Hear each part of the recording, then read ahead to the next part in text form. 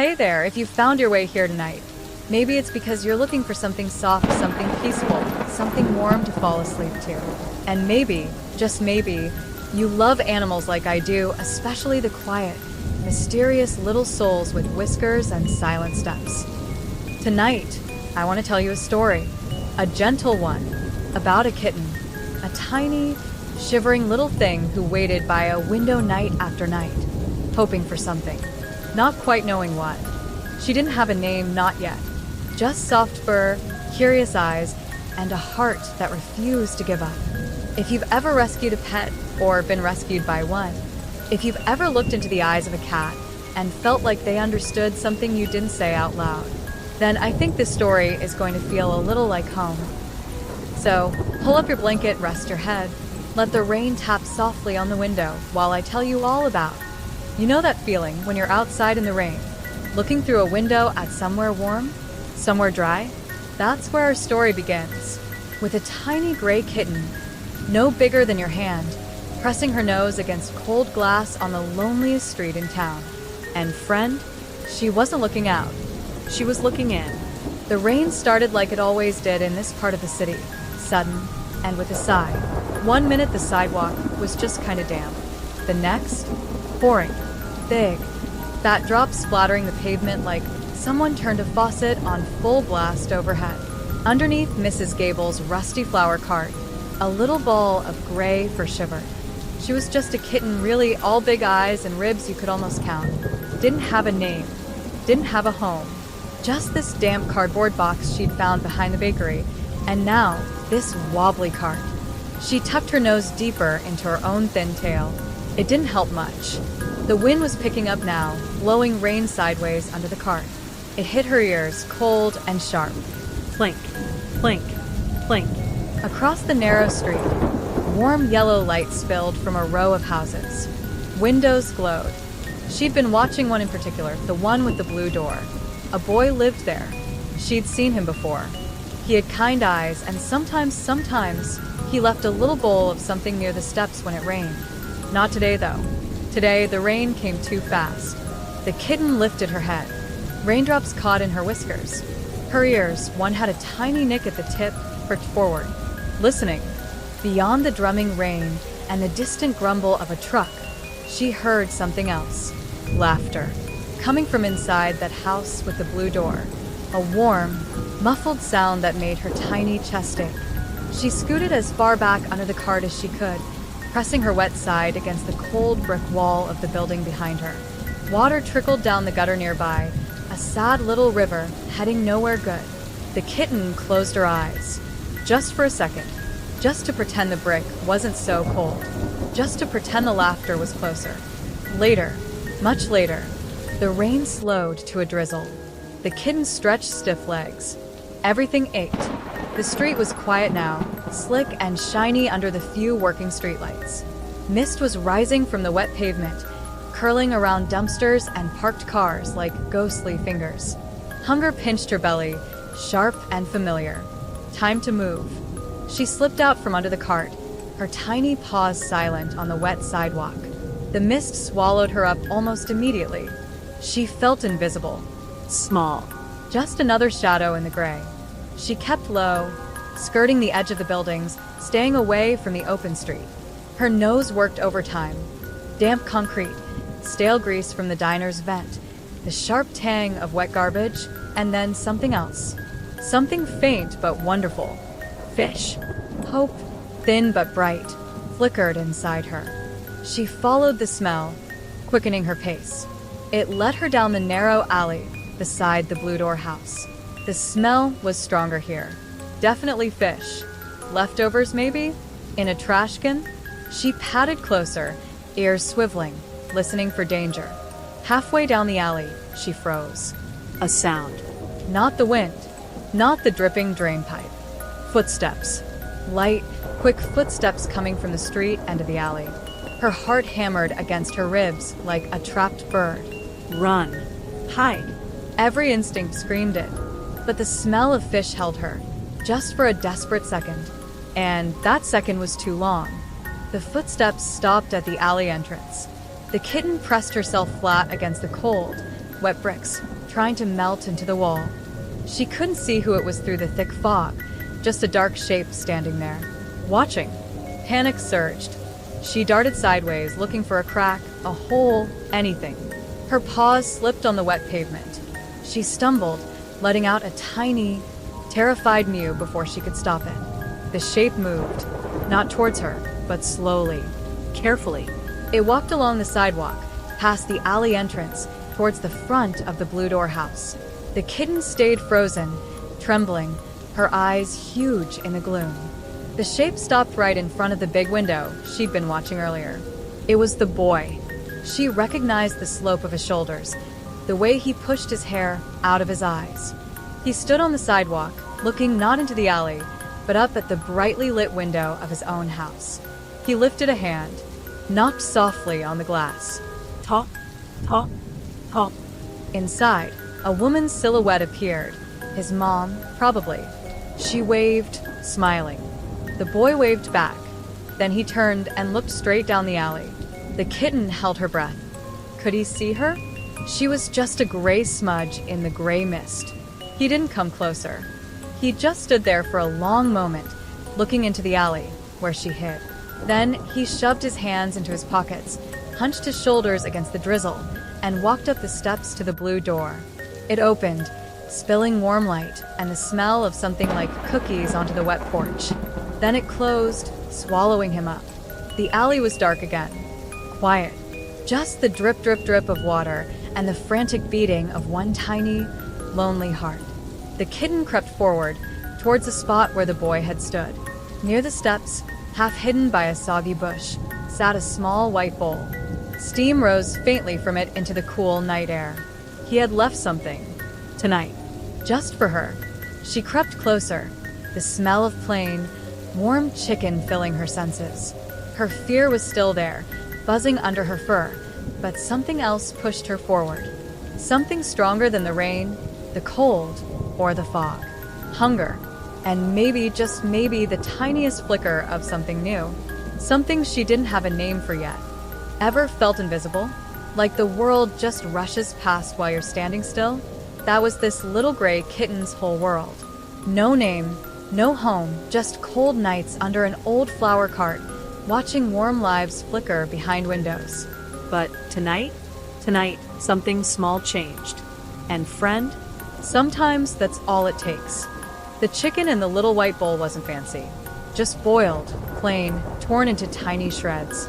But to the kitten, it smelled like heaven, like safety, like the ghost of something she barely remembered, warmth, and being full, and not hurting deep inside her belly. She crept closer, belly low to the wet pavement. Every muscle trembled. The alley was dark, the mist curling like cold smoke around her legs. The light from the Blue Door house's windows felt far away now, blocked by the corner of the building. Just her, the bowl, and the steady drip, drip, drip from the overflowing gutter above. Could it be a trap? The thought skittered through her fear-numbed mind. Big hands grabbing. A cage. The terrifying roar of the animal control truck she'd hidden from last week. She froze, one paw hovering just inches from the first step leading up to the porch, where the bull sat nestled by the soggy azalea bush. A low rumble echoed down the street. A garbage truck, maybe, blocks away. She flinched, nearly bolting back into the shadows. But the smell, oh, the smell. It wrapped around her, insistent, promising. Her empty stomach cramped painfully, overriding the fear. Just a quick bite. Just one. She darted forward, faster than thought, snatched a single piece of chicken in her mouth, and scrambled backwards, so fast her back paws slid on the wet concrete. Heart pounding like a tiny drum against her ribs, she crouched in the deepest shadow, chewing frantically. The flavor exploded, warm, savory, unlike the sour scraps or crunchy bugs she usually found. It was good, really good. She swallowed, licking her lips. Nothing happened. No shouts, no grabbing hands, no slamming doors. Just the quiet alley, the rain easing to a drizzle, and the bowl still sitting there, steaming gently in the cool air. Okay, maybe. She crept forward again, slower this time. Closer to the steps. closer to the bowl. She kept her eyes darting everywhere. The dark windows of the house, the mouth of the alley, the street beyond. But it stayed quiet, safe. This time, she didn't run after grabbing a piece. She stayed right by the steps, hunched protectively over the shred of chicken she'd taken, eating it where she stood. Then another piece, and another. Each bite eased the sharp ache in her belly a little more. The warmth spread from her stomach outward, a tiny, unfamiliar comfort against the damp chill clinging to her fur. She finished the piece she was working on and dared to look directly at the bowl. Still half full. She took one hesitant step up onto the bottom stair, then another. The wooden step felt rough and cold under her paws, but solid. She reached the bowl. For a long moment, she just stood there, breathing in the scent, listening. The only sound was the soft patter of leftover raindrops falling from the leaves above onto the porch roof, and her own quiet purr, a sound she hadn't made in so long it startled her, vibrating faintly in her chest. Slowly, carefully, she lowered her head and ate properly, right from the bowl. The ceramic was smooth under her chin, cool. The chicken was slightly warm still, soft and easy to chew. She ate until the bowl was clean, licking every last tiny fragment from the smooth surface. The feeling of being full was almost overwhelming. Heavy, sleepy. Her eyes felt heavy. She backed down the steps, her movements slower now, less frantic. The alley still felt dark, but less threatening.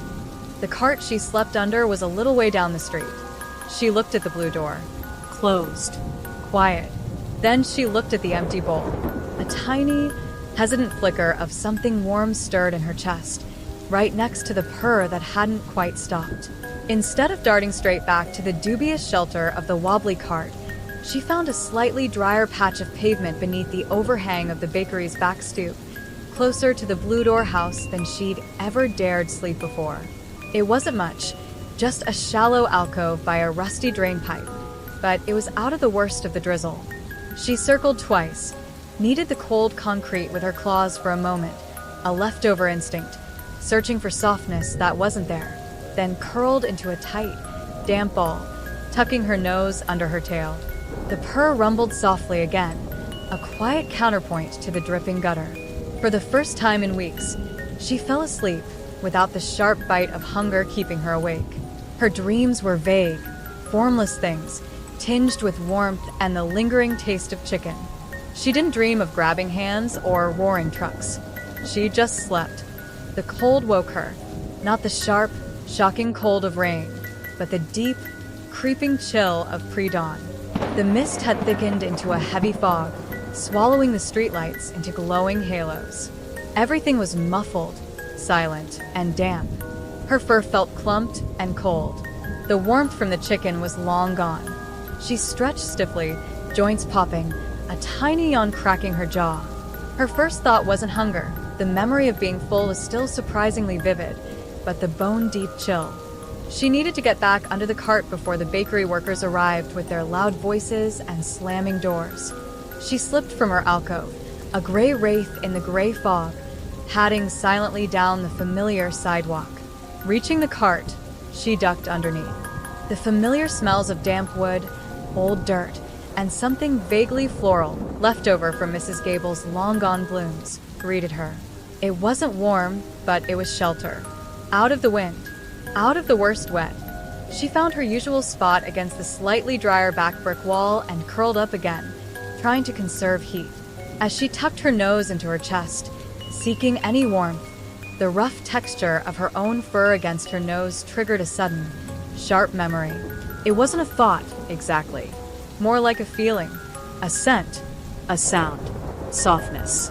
Not the scratchy dampness of her current fur, but an incredible, enveloping softness.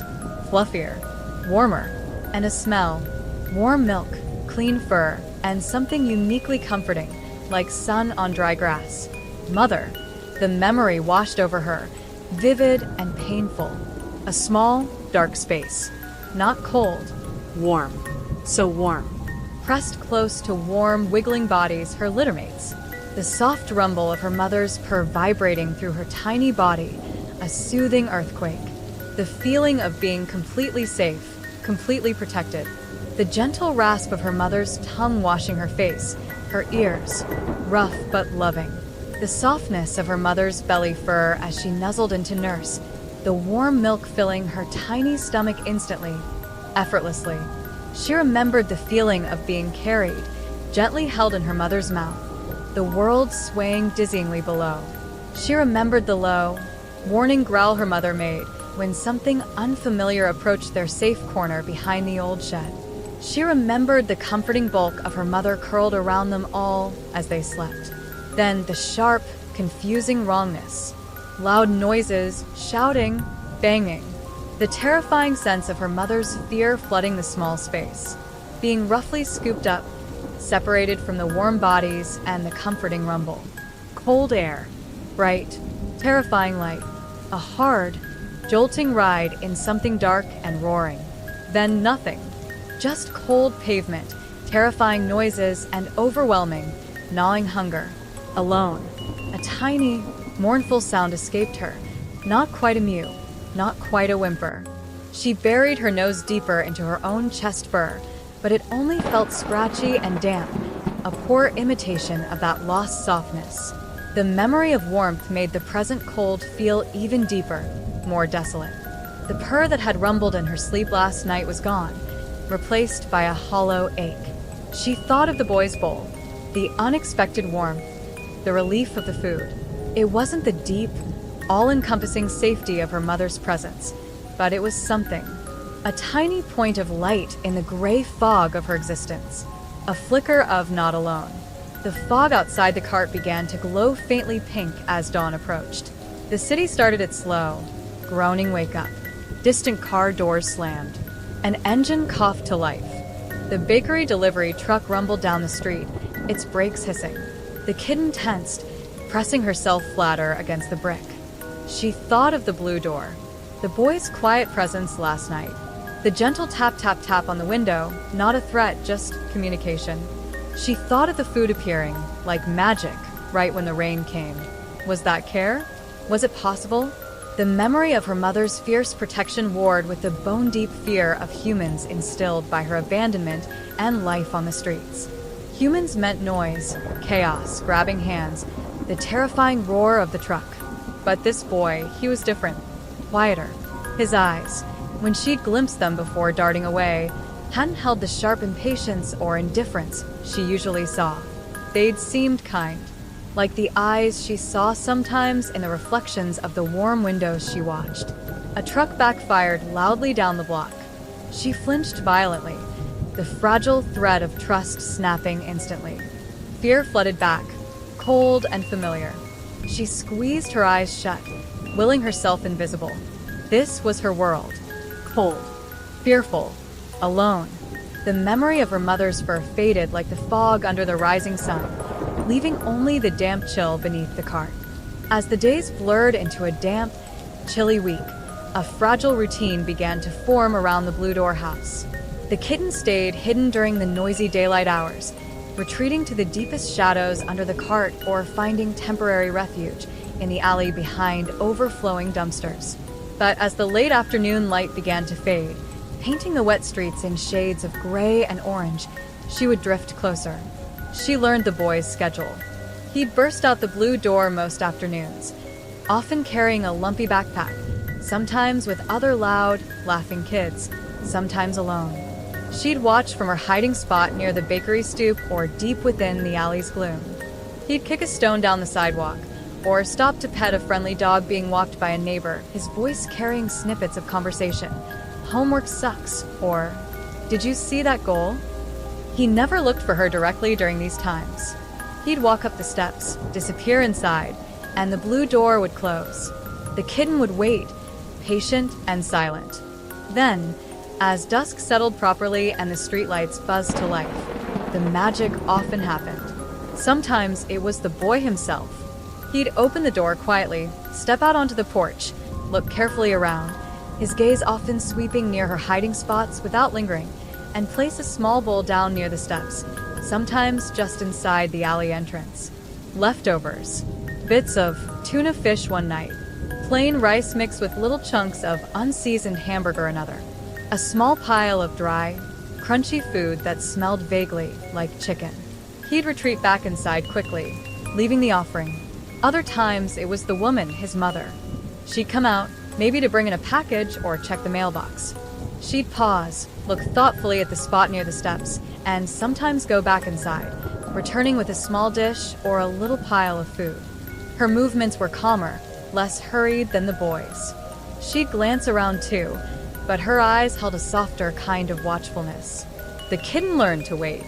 Wait until the door had been closed for several minutes. Wait until no lights flickered near the windows overlooking the spot. Then, and only then, would she emerge, a silent gray ghost, and creep towards the gift. The fear was always there, a constant hum under her fur, but the gnawing hunger and the memory of that first warm chicken were stronger. She ate quickly, efficiently, always alert, always ready to vanish. After eating, she often didn't retreat far. She'd find a shadowed corner across the street, maybe tucked beside a parked car or behind a thick hedge in the neighbor's yard. Curled up as small as possible, she'd watch the Blue Door house. It became her nightly ritual, her strange comfort. The windows glowed golden. She could see shapes moving inside. The boy, sitting at a table, his head bent over something. The woman moving in what must be the kitchen. Sometimes, an older man with glasses reading in a chair. She couldn't hear much, just muffled sounds of conversation, the clink of dishes, sometimes the faint sound of music or a television laugh track. She watched the routines. The way the kitchen light was brightest just after sunset. How the light in the room upstairs, the boys' room, stayed on later than the others. The way the living room lamp cast a warm pool of light onto the porch. She saw them eating together around a table. Saw the boy gesturing excitedly about something. Saw the woman ruffle his hair. Saw them laugh. She saw the warmth. Not just the physical warmth radiating faintly from the windows onto the chilly night air, but the warmth of connection, of belonging. It seeped into her watching place, a tangible thing she could almost feel, like the ghost of sunlight on stone. It made the empty space under the cart feel colder, wider. One night, after finishing the last crunchy bit of kibble left near the alley, she crossed the street silently and settled into her observation spot behind Mrs. Gable's overgrown rhododendron bush, directly opposite the Blue Door house. The fog was light tonight, just a haze blurring the edges of the streetlights. The living room curtains were open. Inside, the family was gathered. The man was in his chair reading. The woman was knitting something long and blue. The boy was sprawled on the floor, fiddling with some colorful plastic pieces. As the kitten watched, the boy looked up, said something with a grin.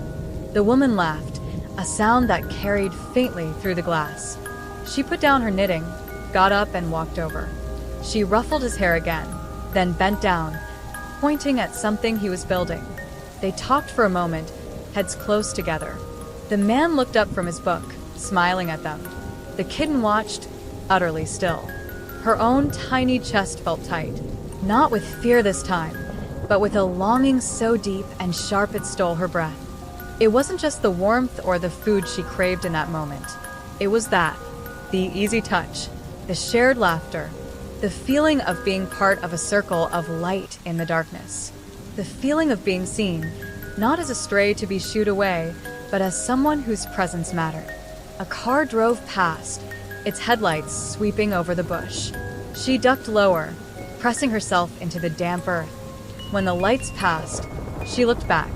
The scene inside was unchanged, comfortable, secure, whole. She looked down at her own small paws, dirty from the street, her fur still damp in patches. She looked at the empty alley behind her, the dark shape of her cart shelter. She looked back at the glowing window. The boy was showing his mother his finished creation now, holding it up proudly. A tiny sound escaped her, barely a whisper on the night air. It wasn't a purr. It wasn't a mew.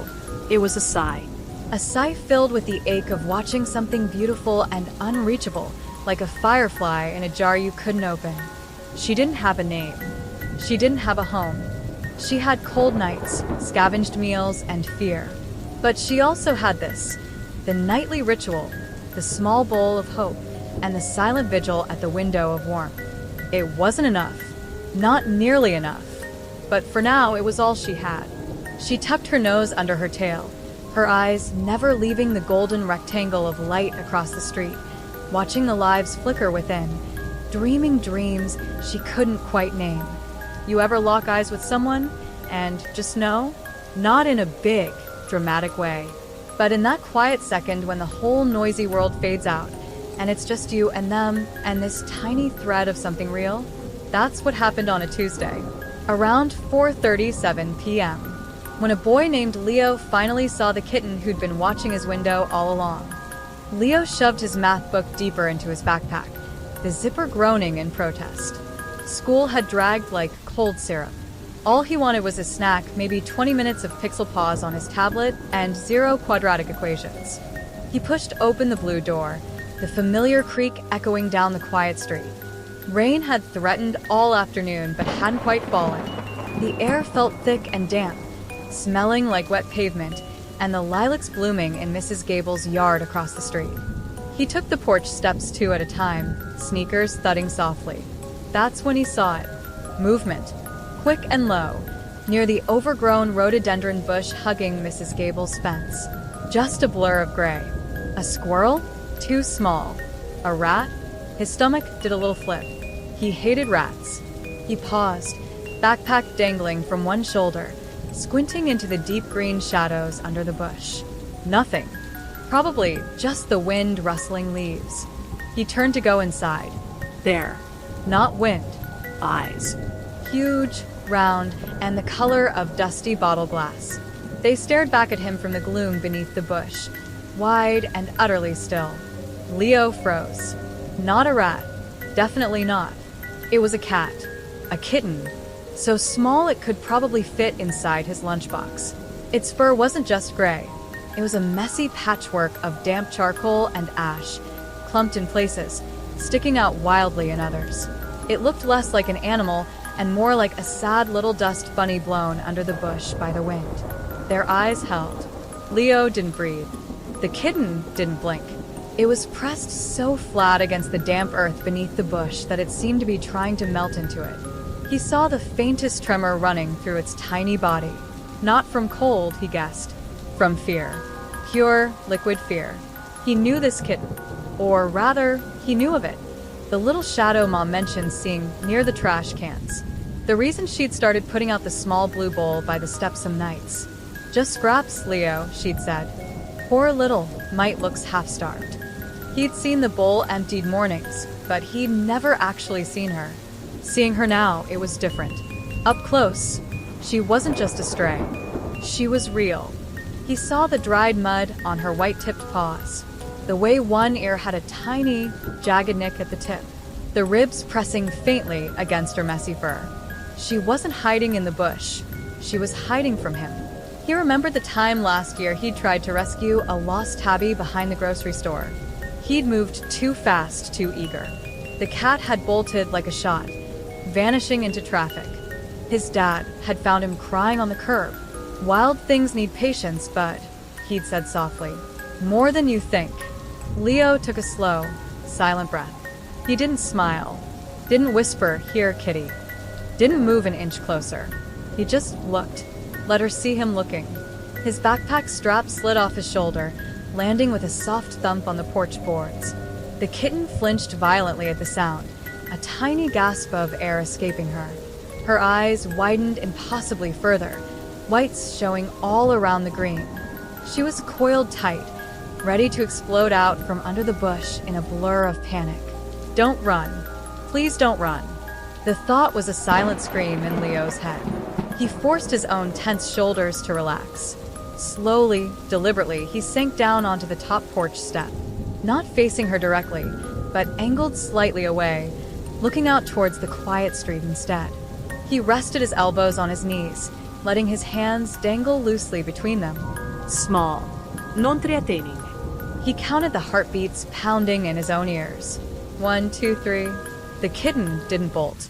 She stayed frozen, those enormous eyes fixed on him like he was a bomb about to go off. Leo stayed perfectly still. He watched a sparrow hop along Mrs. Gable's fence. He listened to the distant hum of a lawnmower a few streets over. He felt the damp wood of the step beneath his jeans. Minutes ticked by. The world felt strangely quiet, narrowed down to this patch of sidewalk, this porch, this bush, and the terrified creature hiding beneath it. Leo didn't dare look directly at her again. He kept his gaze soft, unfocused, looking at the pavement near the bush, but not at her. Slowly, infinitesimally slowly, he saw the rigid line of her spine soften, just a fraction.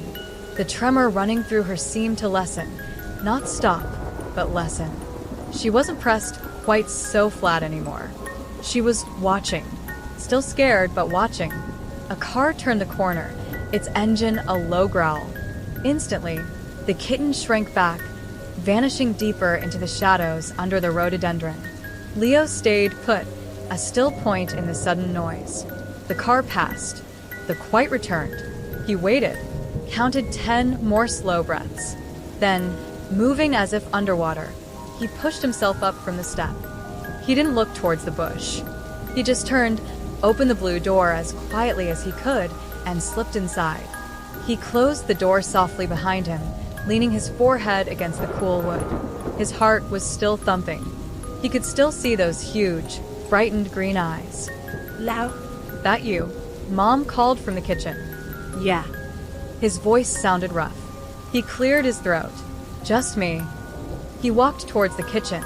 The image of the tiny gray kitten burned onto the backs of his eyelids. Not a shadow, not just a stray. A pair of gentle eyes, full of a fear he couldn't even imagine, had finally seen him back. And for the first time, she hadn't run. The little blue bowl felt heavy in Leo's hands. Not because of the leftover tuna salad Mom had scooped into it, just a little mixed with plain rice to make it stretch, but because of the weight of the watching eyes he knew were out there. Somewhere. He stood inside the front door, peering through the narrow window beside it. The street was washed in the long, golden light of late afternoon. Shadows stretched across the pavement like dark fingers. He scanned the usual spots: the bakery stoop, the alley entrance, the deep shade under Mrs. Gable's rhododendron bush. Nothing moved. He'd been doing this for 3 days since the eye contact incident. That's how he thought of it. Each afternoon, after homework, he'd take the bowl out. But now, instead of just plunking it down and rushing back in, he'd try the step thing. Taking a deep breath, he turned the knob slowly, easing the door open just enough to slip through. The hinges gave their usual soft groan. He froze, listening. Only the sparrows chirping in the lilac bush. Good. He walked deliberately to the top step. He didn't look around wildly. He kept his movements smooth, unhurried. He bent down and placed the blue bowl carefully on the second step from the bottom, just inside the alley entrance where it was slightly sheltered.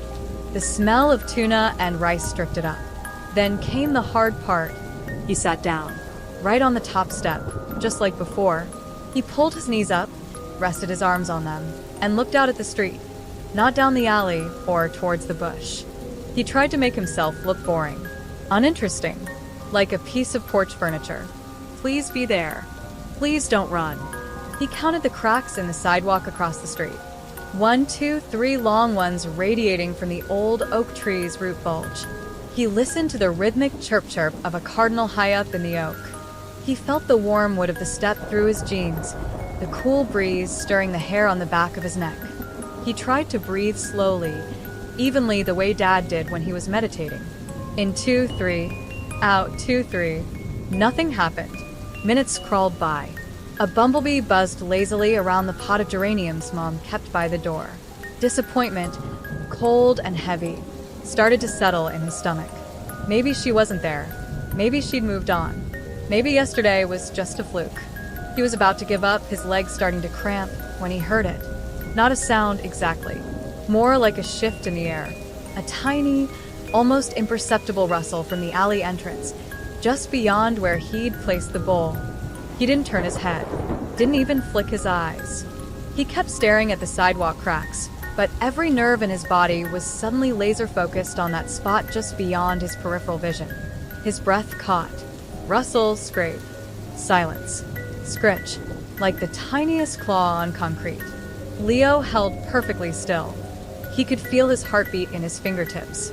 Then, slowly, achingly slowly, a small gray shape materialized at the very edge of the alley shadows. It was her.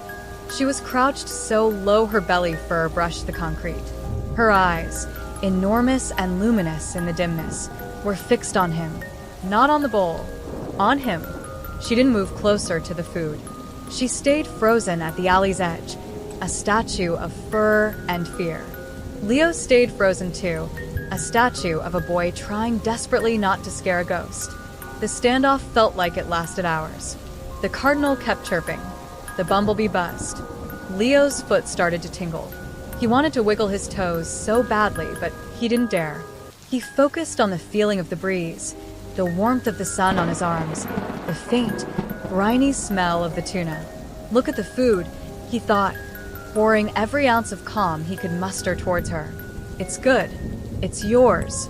I'm just air. Just porch furniture. As if she'd heard him, her gaze flickered, just for a nanosecond, down towards the blue bowl on the step, then snapped back to him.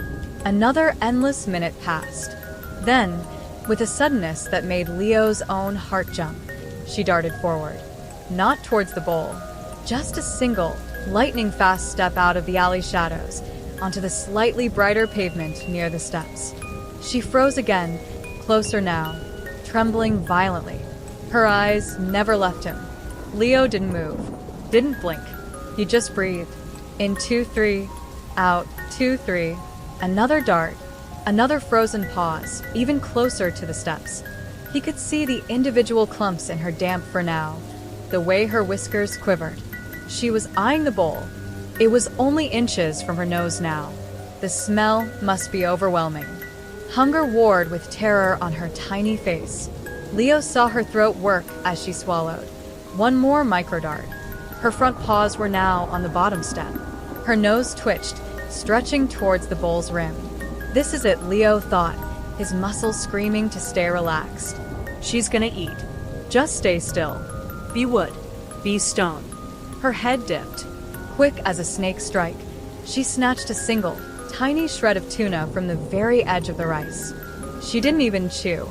She just gulped it down and scrambled backwards so fast she blurred, retreating several feet back towards the alley, crouching low. Leo hadn't moved. He kept his gaze soft, unfocused, looking at the space just above the bowl now. She watched him. He could almost see the calculations happening behind those green eyes. He didn't move. He didn't grab. The food was good. Slowly, cautiously, she crept forward again, not darting this time. A slow, deliberate stalk, belly low, every muscle tense. She reached the bottom step, stretched her neck, snatched another piece of tuna. This time, she chewed quickly, still watching him, poised for flight. He stayed still. She took another piece, and another.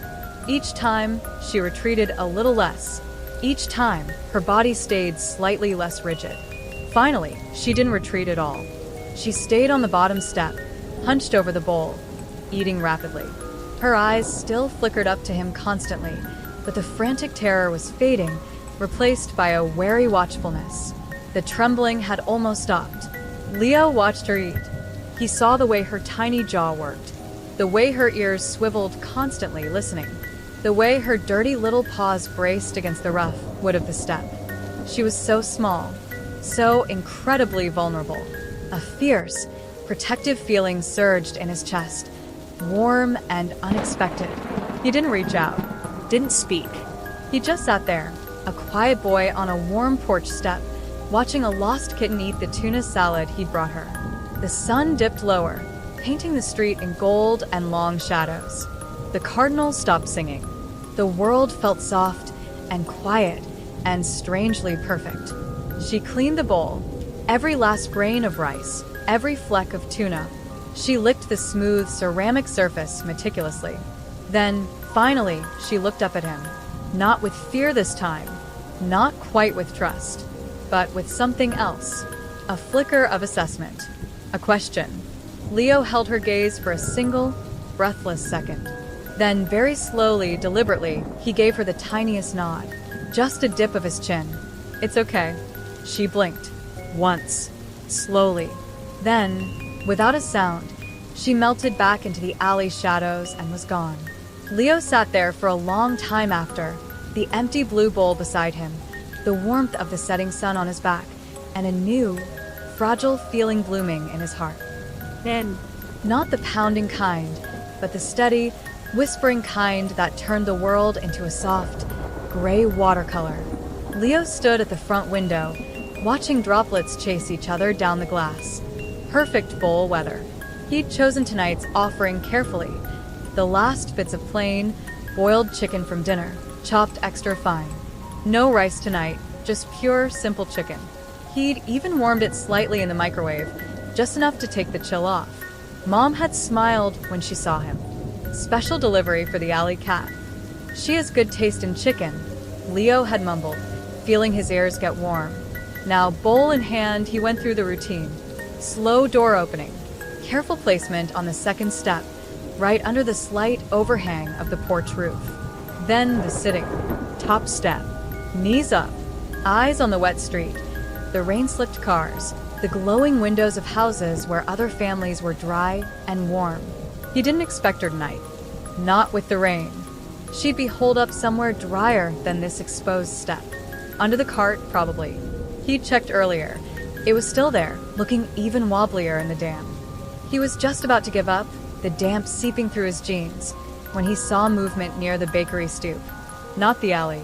Closer. A small, dark shape slinking low along the building line, using the scant cover of the overhanging eaves. It was her, moving with purpose, her head low, ears slicked back against the rain. She paused at the corner where the bakery wall met the sidewalk, peering towards the blue door house. Her gaze swept the porch, landing on him. She froze. Rain plastered her fur flat, making her look even smaller, skinnier. More like a drowned mouse than a kitten. Leo's heart squeezed. He stayed perfectly still, his gaze drifting over her head towards the dripping lilac bush across the street. I don't see you. I'm just sitting here, being boring. He heard the softest patter-patter of tiny wet paws on wet concrete. He didn't look. He focused on counting the raindrops sliding down the downspout across the yard. Drip 1, drip 2, drip 3. The sound stopped near the bottom of the steps. He could feel her presence now, a weight in the air, a watchfulness. He kept his breathing slow, even. In 2, 3, out 2, 3, a small, wet sniff. The smell of warm chicken must be strong, even in the damp air. Silence stretched, longer than before. The rain whispered secrets to the pavement. Leo's leg muscles started to ache from staying so still. He resisted the urge to shift. Then, the softest click of a claw on wood. The bottom step. He didn't turn his head, but in his peripheral vision, he saw the small gray shape materialize on the step below him. Not hunched over the bowl yet, just standing there, looking up at him. Rainwater dripped from her whiskers, her chin, the ragged tip of her ear. Her green eyes were huge, unblinking, fixed on his profile. He could feel the intensity of her stare. It wasn't fear like before. Not exactly. It was consideration, assessment, like she was weighing him on some invisible scale only she understood. Leo held his breath. He kept his gaze fixed on the middle distance, on the blurred red taillights of a car driving slowly down the wet street. He let his hands, resting loosely on his knees, stay completely relaxed. Click. Another tiny step up. Now she was level with the bowl on the second step. She glanced down at it. The warm steam rising faintly from the chicken seemed to mesmerize her for a second. Her nose twitched. She looked back at Leo. He remained a statue. Slowly, deliberately, she lowered her head. Not to eat, to sniff the chicken. Her nose wrinkled delicately. She took another small step, bringing her body parallel to the bowl, her side only inches from his leg resting on the step below. Leo didn't move a muscle. He could see the individual droplets of rain caught in the fur along her spine. He could see the faint rise and fall of her ribs as she breathed. He could smell the wet, slightly earthy scent of her fur mingling with the warm chicken. She sniffed the chicken again. Then finally, she took a small, delicate bite. She chewed slowly, her eyes still fixed on Leo's face. He stayed still. Another bite. Chew. Watch. She ate like that for several minutes, taking a piece of chicken, chewing slowly, her gaze never leaving him. It was unnerving and strangely intimate. He was part of her eating ritual now, a variable she was testing. She finished the last piece, licked the bowl clean with quick, raspy strokes of her tiny pink tongue. Then, instead of immediately retreating, she sat back on her haunches on the step beside the bowl, right next to his leg. She lifted a damp paw and began to wash her face, the rough pads dragging over her eyes, her ears, her whiskers. Methodical, intent. Leo watched her from the corner of his eye. The rain pattered softly on the porch roof.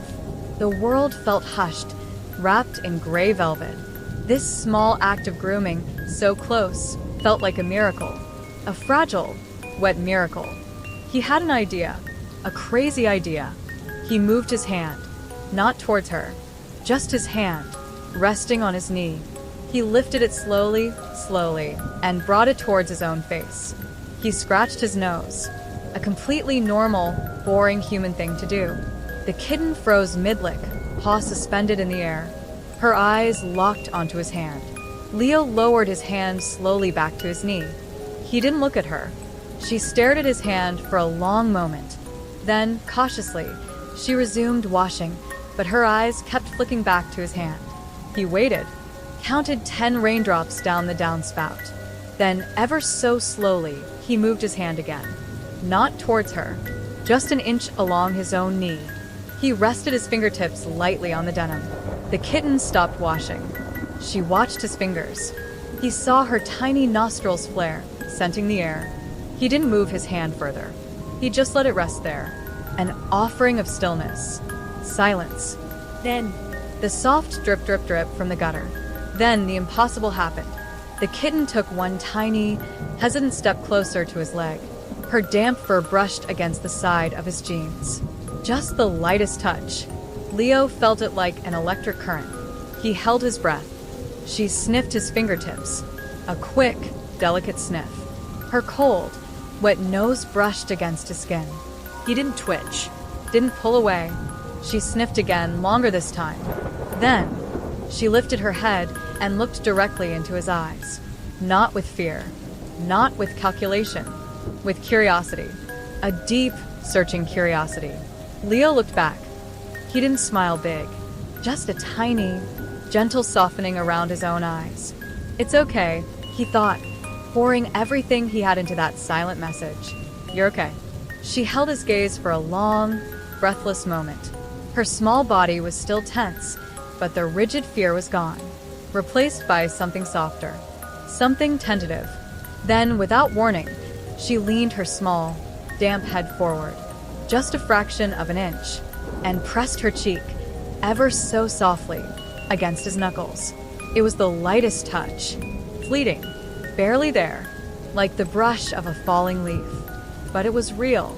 Warm fur against his skin, cold, wet nose nudging his finger. A sound started, Low, faint, barely audible over the rain. A rumble, deep in her tiny chest. It vibrated against his knuckles. A purr. It lasted only a second. The contact, the purr, it was over almost before Leo's brain could register it. She pulled back instantly, as if startled by her own daring. Her eyes widened slightly, but not with fear, with surprise. At herself? At him? She looked at him for one more heartbeat. Then she turned and slipped silently down the steps and into the rainy gloom, vanishing towards the alley. Leo sat frozen on the step, his knuckles tingling where her cheek had touched him. The ghost of a purr echoed in his bones. The rain whispered down. He looked at his hand, then out at the empty alley entrance. A slow, disbelieving smile spread across his face, warm as the chicken had been. It wasn't much. Not a cuddle, not a name, but it was a whisper. The first, fragile whisper of trust. And in the quiet rain, it sounded like the beginning of everything. Ever notice how the smallest things become huge when you're paying attention? A crumb. A raindrop. The space between a boy's sneaker and a kitten's paw on a wet porch step. This isn't just about chicken leftovers anymore. It's about the quiet magic of showing up. Every Single. day. Rain or shine, the blue bowl appeared. Like clockwork. Around 5:15 p.m., give or take a few minutes. The rhythm of it became a new heartbeat in the alley cat's uncertain world. She'd watch from her chosen vantage point. Sometimes the deep shadow behind the bakery's overflowing dumpster. Sometimes the gap under Mrs. Gable's sagging fence. Sometimes, on bolder days, the damp space beneath the lilac bush across the street. Her eyes, wide and watchful, tracked the blue door. The door would creak open. Sometimes it was the woman, her movements smooth and calm. She'd glance around, not searching hard, just checking. Then she'd place the bowl carefully on the second step, sometimes adding a soft murmur the kitten couldn't quite catch before retreating inside. Other times it was the boy, Leo. His approach was different, quieter, more deliberate. He'd ease the door open slowly, minimizing the groan of the hinges. He'd step out, his gaze immediately sweeping the likely hiding spots, the alley mouth, the bakery stoop, the lilac bush. He looked for her, not with grabbing hands, but with hope, expectation. Then he'd place the bowl, always the same spot, always with the same careful motion. Kneel slightly, set it down gently, so the ceramic didn't clink too loudly against the wood. Sometimes it held warm, shredded chicken. Sometimes tuna flakes mixed with rice. Sometimes a small mound of those dry, crunchy little nuggets that smelled vaguely like fish and felt satisfyingly solid under her teeth. After placing the bowl came the ritual. He'd sit on the top step, not facing her directly, but angled towards the street. He'd pull his knees up, rest his arms on them, and just be Still. quiet, like a rock in a stream, letting the world flow around him. This was the part that fascinated her the most. The after. The humans she knew. The ones who shouted, slammed doors through things they never just sat. They rushed. They banged. They disappeared. Leo sat. He breathed. He watched sparrows. He listened to the distant rumble of the city. He became part of the porch. At first, she'd wait until he'd been inside for a long time, until the streetlights buzzed on and the shadows deepened, before daring to approach the bowl. The food was always still there, untouched by other creatures, waiting. But slowly, the gap between the bowl appearing and her emerging from the shadows shrank. 5 minutes, 3 minutes. One day, emboldened by the scent of particularly warm salmon flakes, she darted from the alley shadows while he was still sitting there, his back mostly turned. She'd grabbed a mouthful and scrambled back, heart hammering. He hadn't moved, hadn't startled, just kept being porch furniture. The next time, she stayed a few seconds longer, then the minute. Eating quickly, eyes darting constantly to his still form. He remained motionless, except for the slow rise and fall of his shoulders as he breathed. The bowl itself became a symbol, not just of food, but of predictability, of safety. She learned its weight in Leo's hands meant food was coming. Its placement on the step meant sanctuary, however temporary. Its clean, smooth surface, licked spotless by her own tongue, felt like a tiny victory, a completed transaction. One drizzly afternoon, the bowl held something new, tiny, perfectly round pieces of something pale yellow and soft. She sniffed cautiously. It smelled milky, Rich. different. She took a tiny nibble. It melted instantly on her tongue, creamy and mild. Cheese. A tiny, surprised purr rumbled in her chest. She devoured it. Later, watching from the lilac bush, she saw Leo come out to retrieve the empty bowl. He picked it up, saw it was licked clean, and a slow, quiet smile spread across his face. He looked directly towards the bush, not searching hard, just acknowledging, as if to say, "Glad you liked the cheese." The kitten ducked deeper into the leaves, but the warmth of that unseen smile lingered in the damp air. The bowl wasn't just a dish. It was a conversation. A silent, steady, "I'm here." And day by day, drizzle by drizzle, crumb by crumb. She was starting to believe it. The bench appeared on a Tuesday. It wasn't fancy, just old, weathered wood, painted a flaky green once, now mostly bare gray. Leo and his dad wrestled it out the blue door and positioned it carefully on the porch, tucked against the house wall, facing the street. The kitten watched from her alley vantage point, hidden behind a stack of soggy cardboard boxes. She saw Leo pat the seat after they set it down, saw him look towards the lilac bush with a hopeful expression. Her ears flattened slightly. New thing. Unknown thing. The next afternoon, when the blue bowl ritual began, Leo did something different. Instead of sitting on the top step, he walked over and sat on the bench. He placed the bowl, filled with warm chicken bits tonight, not on the step, but on the porch floorboards near the front of the bench, closer to the sidewalk. The kitten froze. This changed everything. The step was familiar territory. The space near this new bench felt exposed. Vulnerable. The step had the house wall at her back when she ate. Here, her back would be open. Leo sat on the bench. He didn't look at the bowl, didn't look towards her hiding spots. He just sat, leaning back slightly, one ankle resting on his opposite knee. He pulled a small, flat rectangle from his pocket, his phone, but he didn't tap on it. He just held it loosely in his lap. He looked relaxed, almost bored. The smell of chicken was irresistible.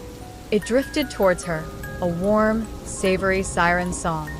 Hunger warred with deep-seated caution. The bench was big. Leo was sitting on it. It felt dominating. Minutes crawled by. Leo didn't move. A squirrel chattered in the oak tree. A car drove past, its tires hissing on the wet street. The kitten's stomach growled. Okay, she thought, gathering her courage. Just like the step. Grab and run. She darted from the alley, a low gray streak. She didn't go straight for the bowl.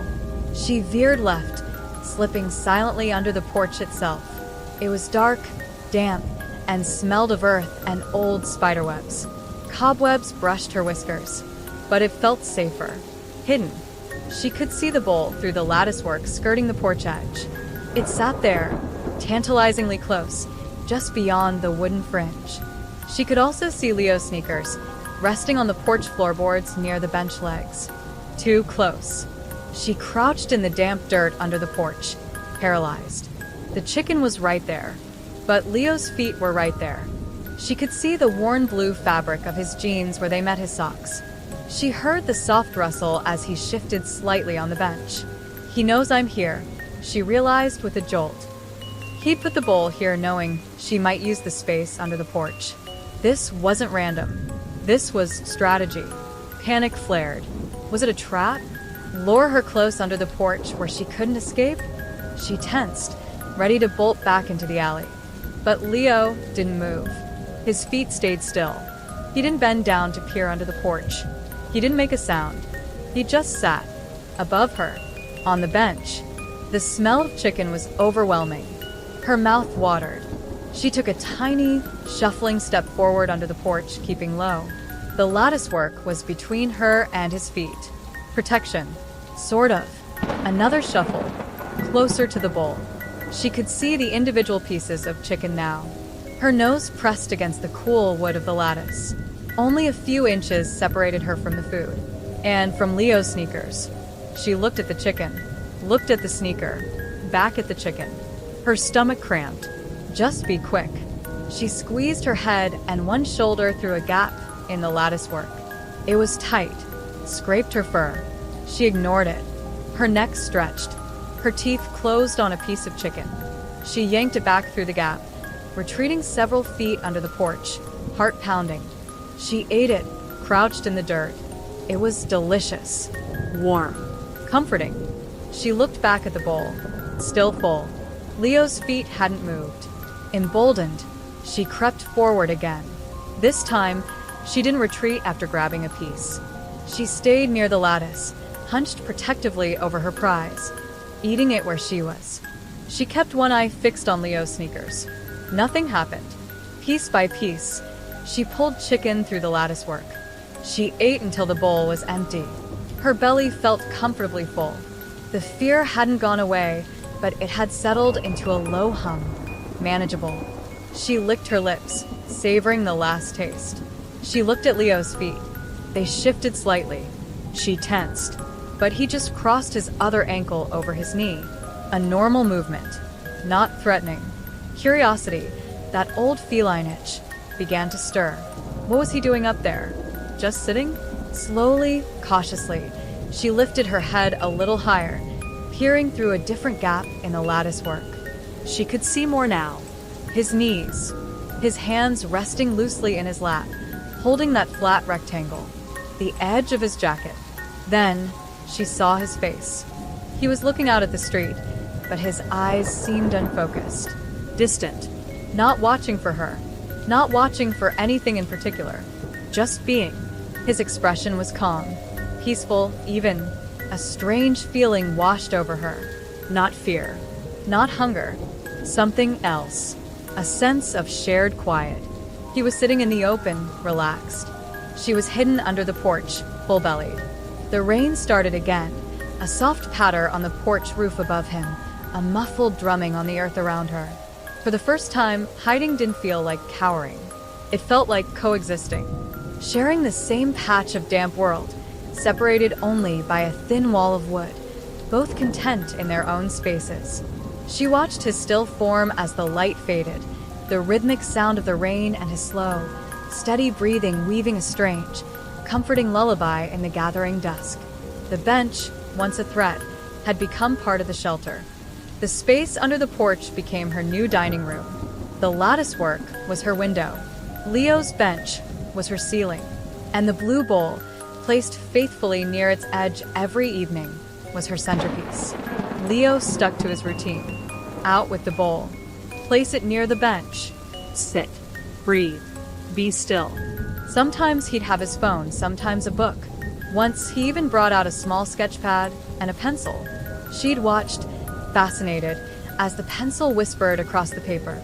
A soft, rhythmic scratch, scratch, scratch that blended with the rustling leaves and distant traffic. He didn't look under the porch. He just drew. Her own routine evolved. She'd emerged from the alley earlier now, sometimes even before he brought the bowl out, slipping under the porch to wait. It felt safer than the open alley entrance. Drier, too, when it rained. She'd watch his feet arrive, hear the soft thump of the bowl being set down, smell the evening's offering.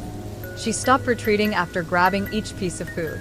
She'd eat right at the latticework, pulling pieces through one by one, keeping a wary eye on his feet. The distance between his sneakers and her nose felt vast, but it was shrinking, inch by inch, meal by meal. She noticed things. The scuff mark on his left shoe. The way the laces were slightly frayed. The pattern of the socks he wore, stripes one day, solid colors another. One evening, the bowl held something particularly fragrant, tiny flakes of cooked fish mixed with warm rice. She was pulling a piece through the lattice when Leo shifted on the bench. He uncrossed his legs and let his feet rest flat on the porch floorboards. His right foot was now significantly closer to the latticework. Dangerously close. The kitten froze, a piece of fish halfway to her mouth. His big sneaker was only about a foot away from her nose, separated only by the thin wooden slats. She could see the texture of the canvas, the dried mud spatters near the sole. She could practically feel the warmth radiating from it. Panic fluttered in her chest. Too close. She dropped the fish, ready to scramble back into the deeper darkness under the porch. But Leo didn't move. His foot stayed exactly where it was. He didn't wiggle his toes, didn't tap. It was just there, solid, still, like the rest of him. She stared at the sneaker. Her heart pounded against her ribs. The smell of the abandoned fish piece was maddening. Her hunger warred with the primal urge to flee. He hasn't moved. A tiny voice inside her reasoned, sounding suspiciously like the memory of warm chicken and quiet sitting. He never moves to grab. Slowly, agonizingly slowly, she lowered her head back down to the piece of fish. She kept her eyes locked on the sneaker. She picked up the fish. Chewed. Swallowed. All the while watching that big, still foot. Nothing happened. She took another piece. Ate it. The sneaker remained. Emboldened, She stretched her neck a little further through the gap for the next piece. Her nose was only inches from the lattice now, closer to his foot. She could smell the faint, earthy scent of damp canvas and old rubber. It wasn't an unpleasant smell, just human. Leo smell. She ate another piece, and another. The sneaker was a constant presence in her peripheral vision, a monument to stillness. The next night, Leo placed the bowl as usual. He sat, but this time he didn't cross his legs at all. He sat with both feet flat on the floorboards, and he placed them deliberately a little closer to the latticework than before. The kitten noticed. Her whiskers twitched. Testing. She ate her meal piece by piece, her eyes flicking constantly between the food and his feet. They were closer, yes, but they remained utterly still. Solid. Predictable. The night after that, she didn't wait for the fish.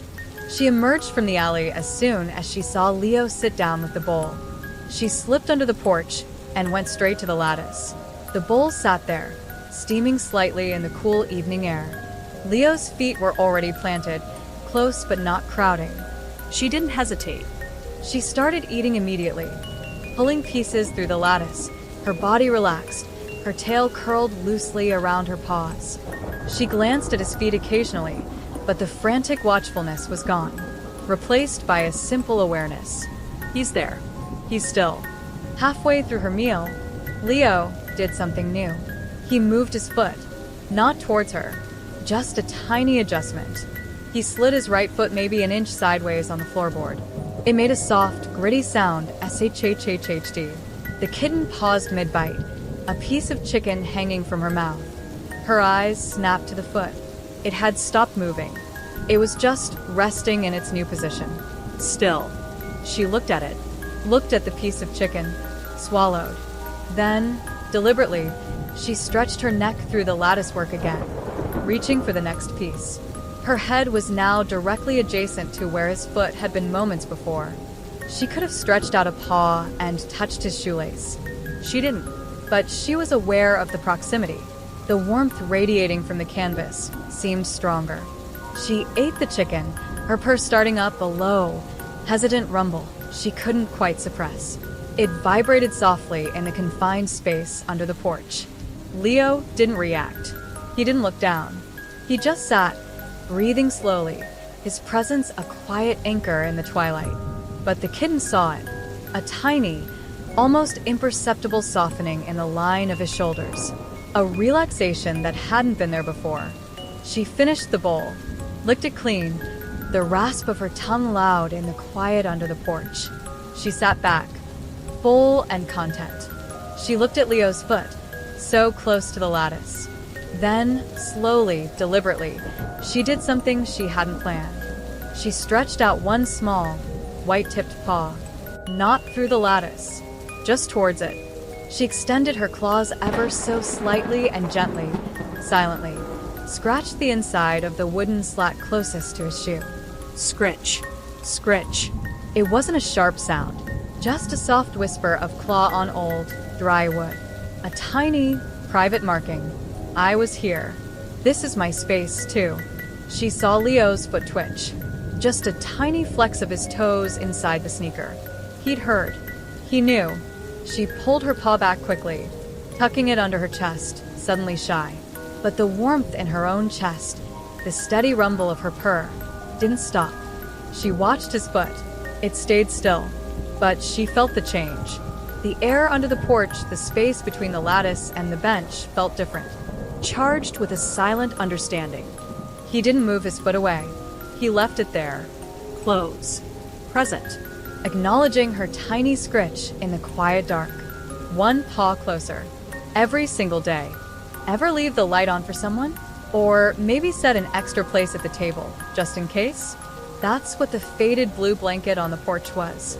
Not just fabric. An invitation. A silent, hopeful you belong here too. And one rainy Tuesday, the loneliest little soul in the world decided. Maybe she did. The change happened subtly, like frost creeping over a window pane. One evening, Leo placed the blue bowl, as usual, near the bench.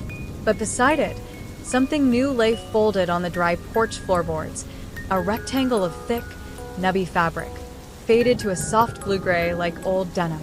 It looked worn, comfortable, and utterly out of place on the bare wood. The kitten, already nestled in her under-porch vantage point, froze. New thing. Unknown thing. Her eyes darted from the bowl, smelling enticingly of warm turkey, to the strange blue square.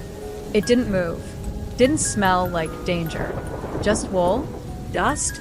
and faintly, underneath, a scent she couldn't place, clean, dry, and vaguely like Leo's house. Sunshine on curtains, maybe. Leo sat on the bench, his sketch pad open on his lap. He didn't look at the blanket, didn't gesture towards it. He just started drawing, the pencil making it soft. Familiar scratch, scratch, scratch. His feet, clad in familiar scuffed sneakers, rested calmly on the floorboards near the latticework. Hunger was a powerful motivator. The turkey smell won out. The kitten slipped her head and shoulders through her usual gap, snagged a piece of meat, and retreated to eat it safely under the porch. Her eyes, however, kept flicking back to the blue square. It sat there, innocuous, waiting. Piece by piece, she worked through the turkey. Each time she emerged to grab food, the blanket was still there, unmoving. Leo remained absorbed in his drawing, his breathing slow and even. Finally, the bowl was empty, licked clean. The kitten sat back, her belly comfortably full. Her gaze lingered on the blanket. Curiosity, that persistent feline spark, flared brighter than caution for a moment. What is it? Slowly, cautiously, she crept closer to the latticework, not to grab food, but to look. She pressed her nose against the gap, sniffing intently. The wool smell was stronger here, mingled with that clean, sun-dried scent. It smelled safe. Quiet. She saw a loose thread dangling from one corner of the blanket. It twitched slightly in the evening breeze. Her hunter's instincts kicked in. Prey? Her tail gave an involuntary little flick. She glanced at Leo. He was shading something on his paper, his brow furrowed in concentration. His foot hadn't moved. Just a quick sniff. Outside. Gathering her courage, she squeezed fully through her usual gap, emerging onto the porch floorboards for the first time after finishing her meal. She wasn't fleeing. She was exploring. Her heart hammered, but the lingering warmth of the food and Leo's stillness held her panic at bay. She kept her body low, belly fur brushing the cool wood. She approached the blanket sideways, crab-like, ready to bolt at the slightest provocation. 3 feet away, 2 feet, 1 foot. She stopped, stretched her neck, sniffed the edge of the fabric. The wool smell filled her nostrils. It was dense, earthy. Beneath it, that comforting Sun-An house scent was stronger. She touched her nose to the edge. The texture was bumpy, slightly scratchy, but not unpleasant, different from concrete, wood, or fur. She looked at Leo. He hadn't moved, his pencil still scratched. Emboldened, she took one tiny step closer. Her front paw hovered over the edge of the blanket. The wood grain felt familiar beneath her other paw. The blanket was unknown territory. She lowered her paw, slowly, slowly, until the white-tipped pad just barely brushed the blue fabric. It felt soft, not like for soft, deeper, warmer. It yielded slightly under her tiny weight. She pulled her paw back instantly, as if shocked, stared at the spot where it had touched. Nothing happened. The blanket didn't bite. Leo didn't leap. She looked at the dangling thread again. Closer now. Definitely prey. Her instincts hummed. Forgetting caution for a glorious second, she pounced. A tiny, silent leap, landing with both front paws squarely on the edge of the blanket.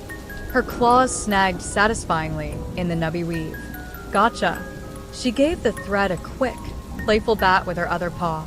The sudden movement made her freeze. She'd moved. On the porch. In the open. Near Leo. She whipped her head around, eyes wide, expecting him to be lunging, shouting something. He was still drawing, but now he was smiling. A small, soft smile, directed at his sketch pad, as if he'd seen her tiny victory in his peripheral vision and approved. He didn't look up. didn't stop her. The fear receded, replaced by a giddy rush of triumph. She'd pounced on the porch, and nothing bad happened. She looked down at her paws, firmly planted on the blue fabric. It felt solid, Secure. and wonderfully, unexpectedly warm. The sun must have warmed it earlier, and the thick wool held the heat. It seeped into her paw pads, chasing away the lingering chill of the damp earth under the porch. She didn't run. She stood there, paws on the blanket, head held high, surveying her new domain, the edge of the blue square. The porch felt different from this vantage point. Wider, brighter, less like a place to hide, more like a place to be. Leo turned a page in his sketchpad. The sound made her ears twitch, but she didn't bolt. She just watched him, a new kind of awareness dawning. He wasn't just the bowl bringer, the quiet sitter. He was the blanket bringer too, the bringer of warmth and softness and unexpected play. She gave the thread one last, gentle bat, then turned and slipped gracefully back through the latticework into her underporch sanctuary. But she left her paws feeling warmer than they had in weeks. And she didn't run. Not really. She retreated, carrying the memory of warmth and safety on her pads. The blue blanket stayed. It became as much a part of the evening ritual as the bowl or Leo's presence on the bench. Sometimes it lay neatly folded. Sometimes it was rumpled, kicked slightly askew by Leo's feet when he shifted. But it was always there, waiting. The kitten's relationship with it evolved rapidly. First, it was just a thing to sniff cautiously after finishing her meal. Then, a surface to tentatively place one paw upon. Then, two paws. Then, one astonishing evening, she found herself sitting fully on its very edge, her tail curled neatly around her feet, simply existing on the porch floorboards in the open air. She never stayed long those first few times, just long enough to feel the profound difference between the hard, cool wood and the yielding, sun-warmed softness of the blanket. It felt luxurious, Decadent. like something reserved for the warm, safe creatures inside the glowing houses. One afternoon, a cold drizzle started earlier than usual.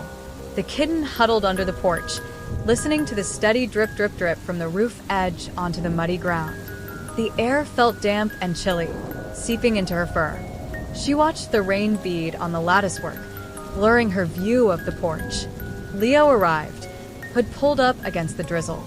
He placed the bowl, tonight, kibble with a few enticing flakes of sardine on top near the bench. Then he bent down and picked up the blue blanket. The kitten tensed. Was he taking it away? But no. He shook it out gently, sending a faint puff of dust motes dancing in the wet air. Then, deliberately, he spread it out fully on the driest patch of porch floorboards, right under the overhang where the rain couldn't reach. He smoothed it with his hand, making it nice and flat. He placed the bowl carefully on the very edge of it. He sat on the bench, pulling his hood lower. The kitten could see raindrops glistening on his jacket sleeve. The smell of sardines was intoxicating. Hunger warred with the damp chill. The blanket looked incredibly inviting spread out like that, a dry island in the wet world. She squeezed through the lattice. The drizzle immediately spotted her fur. She hurried to the bowl, snatched a piece of kibble, and instinctively retreated back towards the gap. But halfway there, she stopped. The blanket was right there, Dry. warm-looking. She looked at the rain streaking down beyond the porch roof, looked at the damp patch already forming on the wood where she stood, looked at the smooth, dry expanse of blue wool. Just for a second, while I eat this piece. She took a hesitant step onto the blanket. The dry, slightly scratchy softness welcomed her paws. She ate the kibble standing there. The drizzle couldn't touch her here. She felt sheltered. She took another piece from the bowl, ate it, still standing on the blanket. Her fur began to relax, shedding the tension of the damp. Maybe sitting? Slowly, carefully, she lowered her hindquarters, settled onto the blanket. It felt even better sitting down. The wool cradled her, insulating her from the cool wood beneath. She curled her tail around herself, tucking her paws in close. She ate another piece of kibble, then another. Her body relaxed, her eyes half closed in contentment. The rain drummed a soft rhythm on the roof, a soothing counterpoint to the crunch of kibble. She finished the bowl, licked it clean. The rain continued. She didn't feel the urgent need to retreat. The blanket was dry. The porch felt safe. Leo was a quiet, still presence on the bench, a silent guardian against the wet world. She stayed. Curled on the blanket, full-bellied and dry. She watched the rain paint patterns on the sidewalk, watched a worm wriggle desperately in a puddle near the curb. She felt the gentle vibration of Leo shifting slightly on the bench. A deep sense of peace settled over her, warm and heavy as the blanket itself. This wasn't just shelter from the rain. This was rest, real rest, not the tense dozing of hiding under a cart, always alert for danger. This was letting go, sinking into softness, feeling safe enough to simply be still. She tucked her nose under her tail, the clean wool smell filling her senses. Her eyes drifted closed. The rhythm of the rain and Leo's slow breathing blended into a lullaby. For the first time since she could remember, she fell asleep not out of exhaustion or cold, but out of pure, warm contentment. On a blue blanket, on a porch, near a boy who sat very, very still. She woke later to the soft creak of the blue door opening. Leo's mom stood there, holding a mug. Her eyes widened slightly, then softened into a warm smile as she saw the small gray mound curled on the blanket. "Well, hello there," she whispered, her voice barely audible over the rain. The kitten blinked sleepily, momentarily startled, but not terrified. The blanket's warmth still held her. Leo's presence on the bench anchored her. She didn't bolt. She just watched the woman with wide, calm eyes. "Don't mind me, sweet pea," the woman murmured. "Just checking on my boy. Didn't expect to see you all cozy." She took a sip from her mug, her gaze gentle. "That old blanket's seen a lot of naps. Glad it's finally good for something again." She retreated back inside, closing the door softly. The kitten yawned, stretching her front legs, her claws kneading the soft wool unconsciously. She looked at the spot where the woman had stood. Then she looked at Leo. He was watching her now, a quiet smile on his face. He didn't say anything, just nodded once slowly. She tucked her nose back under her tail, the warmth of the blanket, the memory of the woman's soft voice, and the quiet approval in Leo's eyes weaving a new kind of safety around her. She closed her eyes again. The soft place to rest had become a haven. Sunlight, weak but welcome, filtered through the clouds one afternoon, dappling the porch floorboards. The blue blanket lay spread out, basking in the patches of light. The kitten was already there, curled in a tight ball right in the center of a sunbeam, soaking in the warmth. Her purr was a steady, contented rumble, loud enough to be heard a few feet away. Leo came out with the bowl, tiny shreds of leftover roast beef tonight. He smiled when he saw her already on the blanket. He placed the bowl near her, but not so close as to disturb her sunbeam. He sat on the bench, but instead of his sketch pad or book, he had nothing. He just sat, leaning back, his face tilted towards the weak sun. He closed his eyes for a moment, breathing deeply. The kitten watched him through slitted eyes, her purr uninterrupted. Then he started to hum. It wasn't a tune she recognized. Not really a tune at all. Just a low, soft series of notes, wandering up and down without a clear pattern. It was deep in his chest, resonant and warm, like the blanket felt beneath her. The sound vibrated gently in the quiet air. It wasn't loud. It wasn't directed at her. It seemed to just drift out of him like breath. The kitten's purr stuttered for a second. New sound. Her ears swiveled forward, listening intently. It flowed, gentle and constant, like a stream over smooth stones. There was no thread in it. No sharpeguis. It felt as natural as the wind sighing in the leaves or the distant rumble of the city. She relaxed back into her sunbeam. Her purr started again, a little louder this time, syncing almost unconsciously with the rhythm of his hum. Arr. It felt good. The sound wrapped around her, blending with the warmth of the sun and the softness of the blanket. It felt like safety had a sound. Leo opened his eyes, still humming softly. He looked at her, not staring, just acknowledging her presence. His gaze was calm, peaceful. He didn't stop humming. The kitten stretched languidly, arching her back, her claws flexing into the blanket. She wasn't hungry yet. The sun and the hum were sustenance enough for the moment. She settled back down, her body loose and relaxed. She watched him, her green eyes half-lidded. He shifted slightly on the bench, still humming. The low vibrations seemed to fill the space between them, a tangible bridge of sound. She felt it resonate in her own chest, mingling with her purr. Slowly, almost without thought, she uncurled. She stretched out one front paw, then the other, pushing her chest forward, her chin resting on the blanket between her paws. She was no longer a tight ball. She was sprawled, vulnerable, belly partially exposed to the warm air. Her eyes remained fixed on Leo, her purr a steady counterpoint to his hum. He didn't move towards her, didn't stop humming. He just watched her stretch, his expression soft. Emboldened by the sound, the warmth, the profound sense of safety, she did something she hadn't done since she was a tiny scrap nursing beside her mother. She rolled. Not a full roll, just a slow, deliberate twist onto her side, exposing the soft, pale fur of her belly to the weak sunlight. She kept her head turned towards Leo, watching him. Her purr deepened, vibrating through her exposed flank. Leo's hum hitched for a second, a soft intake of breath.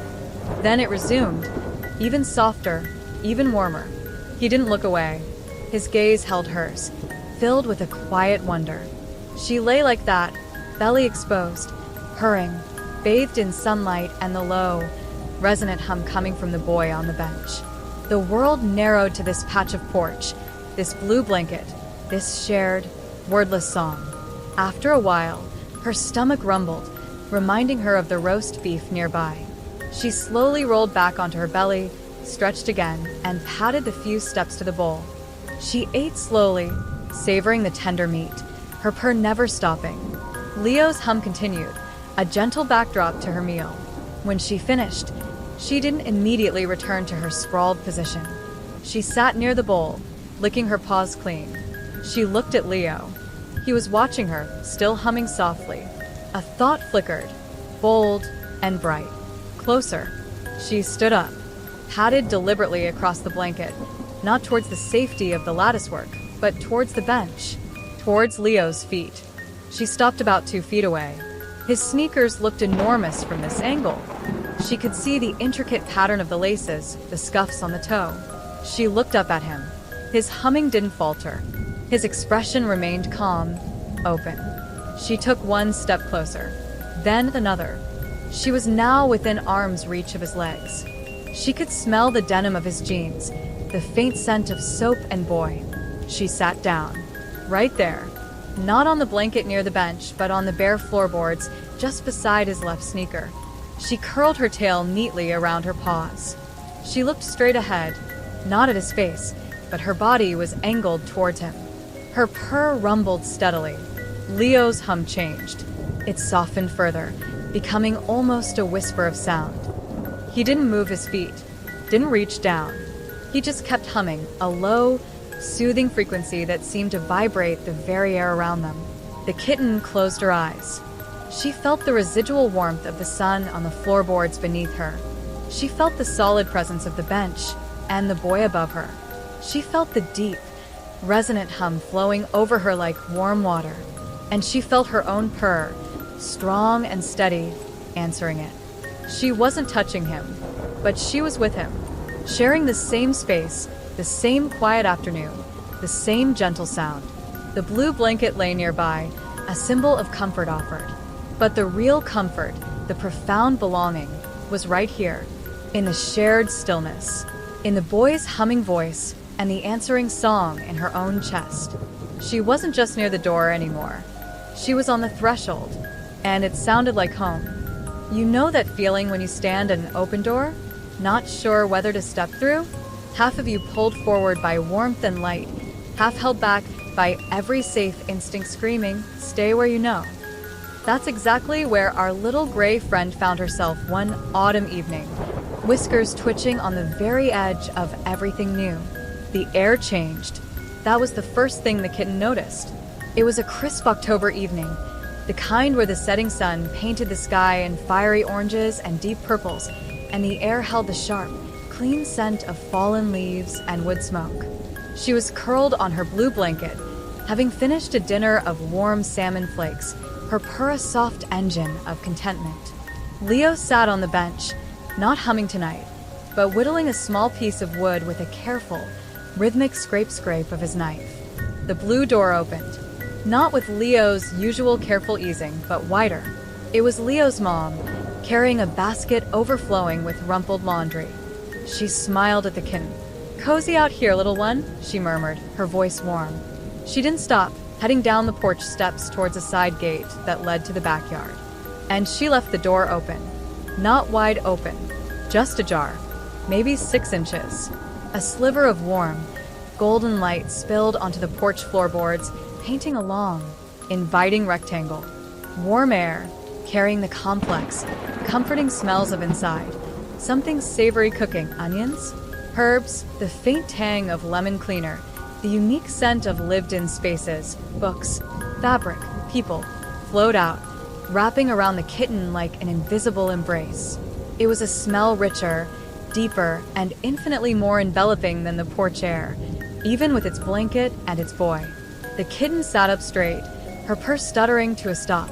Every muscle tensed, her ears pricked forward, swiveling towards the open door. Her pupils dilated, huge and black in the dimming light. The open door was a void, a promise, a terrifying unknown. Leo stopped whittling. He didn't look at the door, didn't look at her. He kept his gaze fixed on the small shape emerging from the wood in his hands. But his knife stilled. His breathing seemed to slow, deepen. He became a statue of deliberate calm. The kitten stared at the sliver of light. The smells pulled at her, irresistible. Warmth radiated from the opening, a tangible force compared to the cooling evening air on the porch. She could hear faint sounds now, amplified by the opening. The gentle blip-blip of a dishwasher, the low murmur of a radio playing soft music somewhere deep inside, the comforting tick-tock of a clock. Her instincts warred violently. Go. Warmth, food smells, safety, screamed one part. Trap, walls, enclosure, No escape. shrieked the other, louder, fueled by a lifetime of alleys and freedom. She took one tiny, hesitant step off the blanket, towards the light. The floorboards felt colder, without the wool beneath her paws. She stopped, looked back at Leo. He remained still, his profile calm in the twilight. Scrape. He started whittling again. The sound was soft, rhythmic, grounding. Not a threat, just Le. being Leo. The kitten looked back at the door. The smells intensified. She thought of the blue blanket, brought out for her. The bowl that always appeared. The stillness that meant safety. Leo hadn't trapped her under the porch. He hadn't grabbed her when she touched his shoe. He'd brought softness. Warmth. Sound that felt like safety. Maybe. She took another step, closer to the rectangle of light. She could feel the warmth now on her whiskers, a delicious contrast to the cool air on her back. She stopped at the very edge of the light, her front paws on the warm, illuminated wood, her back paws still on the cooler, shadowed porch. Her nose twitched furiously, sampling the intoxicating indoor air. Blip blip. Tick-tock. Scrape scrape. She stretched her neck. Her nose crossed the threshold. Whiskers first. They brushed the slightly warmer air just inside the doorway. Sensitive, probing. No shop. No grab. Just there. Warm, fragrant, inside air. She pulled her head back, looked at Leo. His knife moved steadily. Scrape. Scrape. Heart pounding so hard, she felt it in her throat. She took the final step. Both front paws crossed the threshold. She stood just inside the blue door, on smooth, cool linoleum. The world changed. The light was warmer, yellower than the porch light. The smells were overwhelming, layered, complex, wonderful. The sounds were clearer, closer. The space felt contained. Walls rose around her. A ceiling closed overhead. It should have felt claustrophobic, terrifying. But the warmth seeped into her chilled paws. The familiar tick-tock of the clock was steady, reassuring. And behind her, through the open door, she could still see the edge of her blue blanket, the familiar shape of Leo on the bench, the darkening sky, an escape route. She didn't bolt. She stood frozen just inside the door, her body trembling slightly, her senses on overload, drinking in the miracle of inside. Whiskers forward, ears swiveling, she mapped this new frontier, one trembling paw on smooth linoleum. The kitten stood just inside the doorway, a small gray sentinel on the threshold. The linoleum felt cool and unyielding beneath her paws, utterly different from wood or concrete or wool. The walls seemed to press in, yet the warmth radiating from the house's core pulled her forward. It was a confusing, overwhelming sensation. Blip blip. The dishwasher hummed from a room to her left. Tick-tock. The clock marked steady time from a hallway straight ahead. From deeper within the house, the soft murmur of the radio continued. Gentle piano music now, notes falling like soft rain. But beneath these familiar sounds, new smells assaulted her senses. The savory cooking smell was stronger here, onions, garlic, maybe chicken? Coming from the room to the left, kitchen, her instincts whispered, though she had no name for it. There was the clean, sharp scent of lemon polish, overlaying something deeper, earthier, potted plants, and woven through it all, the unique scent of the humans who lived here. Leo's familiar boy smell, soap, graphite, sunshine. His mother's softer scent, floral soap, wool, coffee, and a fainter, older smell, pipe tobacco, paper, leather, grandpa. She glimpsed him sometimes through the windows. Then, cutting through the complexity like a bright ribbon, came a new smell. Sweet. Rich. Warm. Unbelievably enticing. It floated on the warm air currents, stronger than the savory smells, sweeter than the lemon. It smelled like sunshine and cream and something deeply comforting she couldn't name. Cookies? Her nose lifted, twitching furiously. Her focus narrowed. The fear, the overwhelming newness, momentarily forgotten. That smell, where was it coming from? She took a tentative step further inside, away from the open door. The linoleum gave way to a softer, nubbier surface beneath her paws, carpet. It felt strange, muffling her footsteps. She paused, listening. The house sounds continued, unchanged. No scouts. No running feet. The sweet smell was stronger here. It seemed to be coming from the room straight ahead, down the short hallway where the clock ticked. The living room. She'd seen its warm glow from outside countless times. She looked back. The rectangle of the open door was still there, framing the twilight porch, Leo's still form on the bench, the edge of her blue blanket. Safety. Escape. She looked down the hallway. The sweet smell beckoned. Irresistible. Just a little further. Just to see. She crept down the hallway, her body low, her steps silent on the carpet. Every sense was hyper-alert. The walls here were lined with pictures. She glimpsed blurred faces, colors, but her focus was on the smell. It grew stronger with every step, filling her nostrils, making her mouth water. It wasn't like the fish or chicken Leo brought. This was different. Pure, sweet pleasure. She reached the end of the hallway. The living room opened up before her. Warm lamplight pooled on a soft-looking rug. A big, squashy couch took up one wall. An armchair sat near a bookshelf overflowing with books. And there, on a low wooden table in front of the couch, sat the source of the smell. A plate. On the plate, a stack of round, lumpy, golden brown discs. They were still faintly steaming. And the smell, oh, the smell. It was caramelized sugar, melted butter, warm vanilla, and something else dark, rich, enticing. Chocolate chips. The kitten stopped dead in the doorway, transfixed. She'd scavenged many things, sour milk, greasy fries, stale bread, but nothing had ever smelled like this. This smelled like heaven baked into a circle. A soft gasp came from the armchair. The kitten's head snapped around. Leo's grandpa sat there. A book opens on his lap, his glasses perched on his nose. He was looking right at her, his eyes wide with surprise, then softening into a warm, crinkled smile. "Well, I'll be," he murmured, his voice a low, gravelly rumble. "Look who decided to come in from the cold." Panic flared. Seen. Trapped. She tensed to bolt, her gaze darting back to the hallway, the distant open door. But the old man didn't move. He didn't reach for her. He didn't shout. He just smiled that warm, crinkly smile and slowly, deliberately, closed his book. The soft thump of the covers meeting was the only sound besides the ticking clock and the distant dishwasher. "Don't mind me, little miss," he said softly, his voice like dry leaves rustling. "Just enjoying the evening. And the cookies." He nodded slightly towards the plate on the table. Fresh out of the oven. Martha's famous chocolate chip. He settled back in his chair, folding his hands over his book. He didn't stare at her. He looked towards a window, watching the last streaks of orange fade from the sky, his expression peaceful. The kitten stayed frozen in the doorway. Her heart hammered, but the old man's stillness mirrored Leo's. His voice, though deep, held no threat, only quiet welcome. And the smell of the cookies, it was an anchor, a siren song pulling her away from the panic.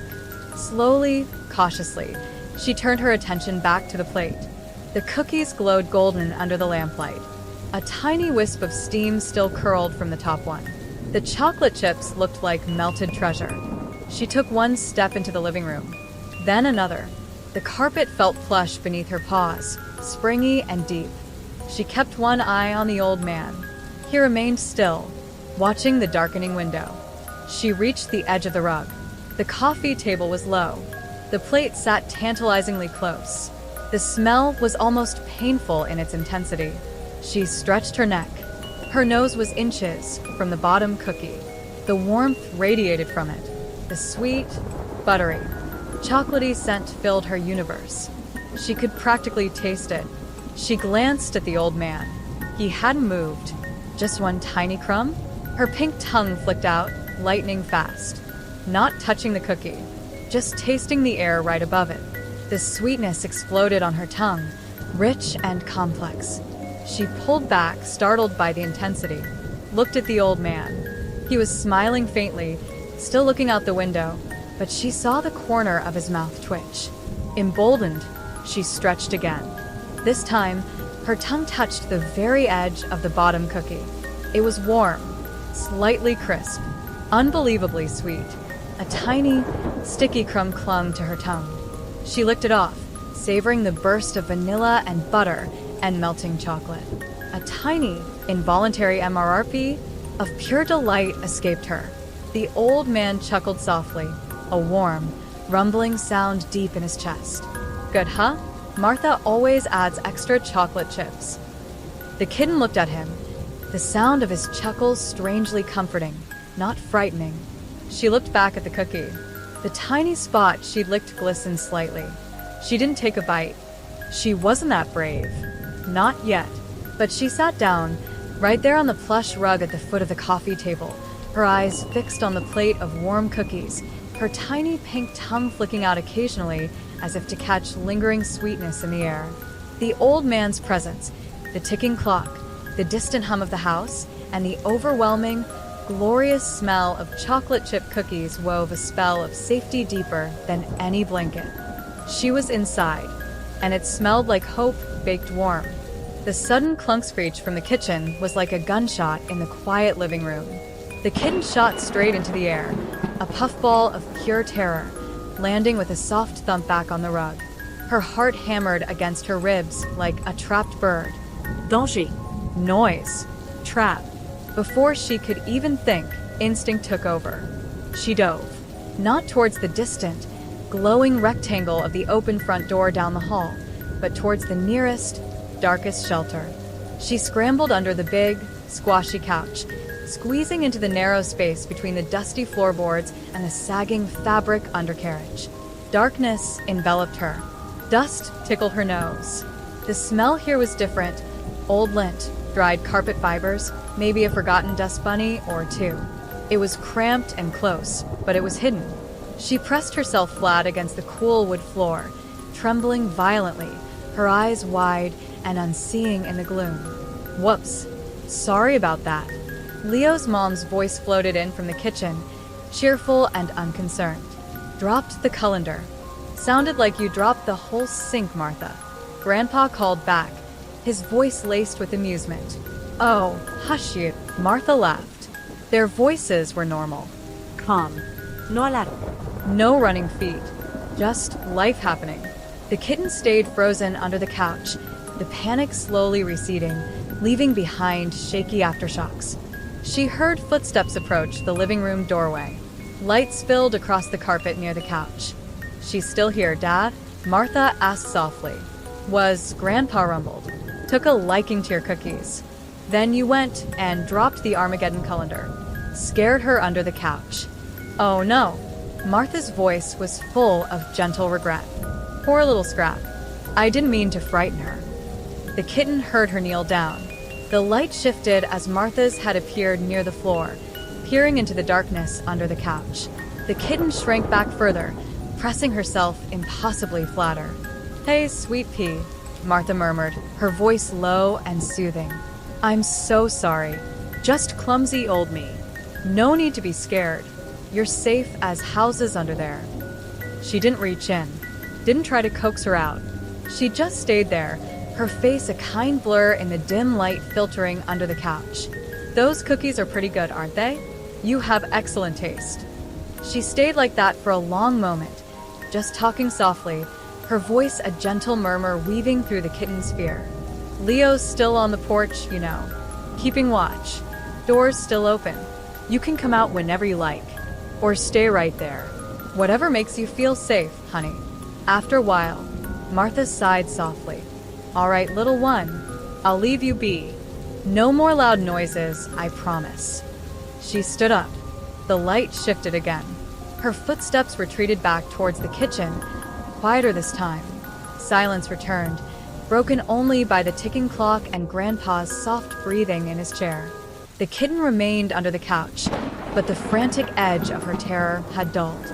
Martha's voice, her apology, her reassurance, they hadn't erased the fear, but they'd softened its sharpness. She hadn't tried to grab. She'd respected the hiding place.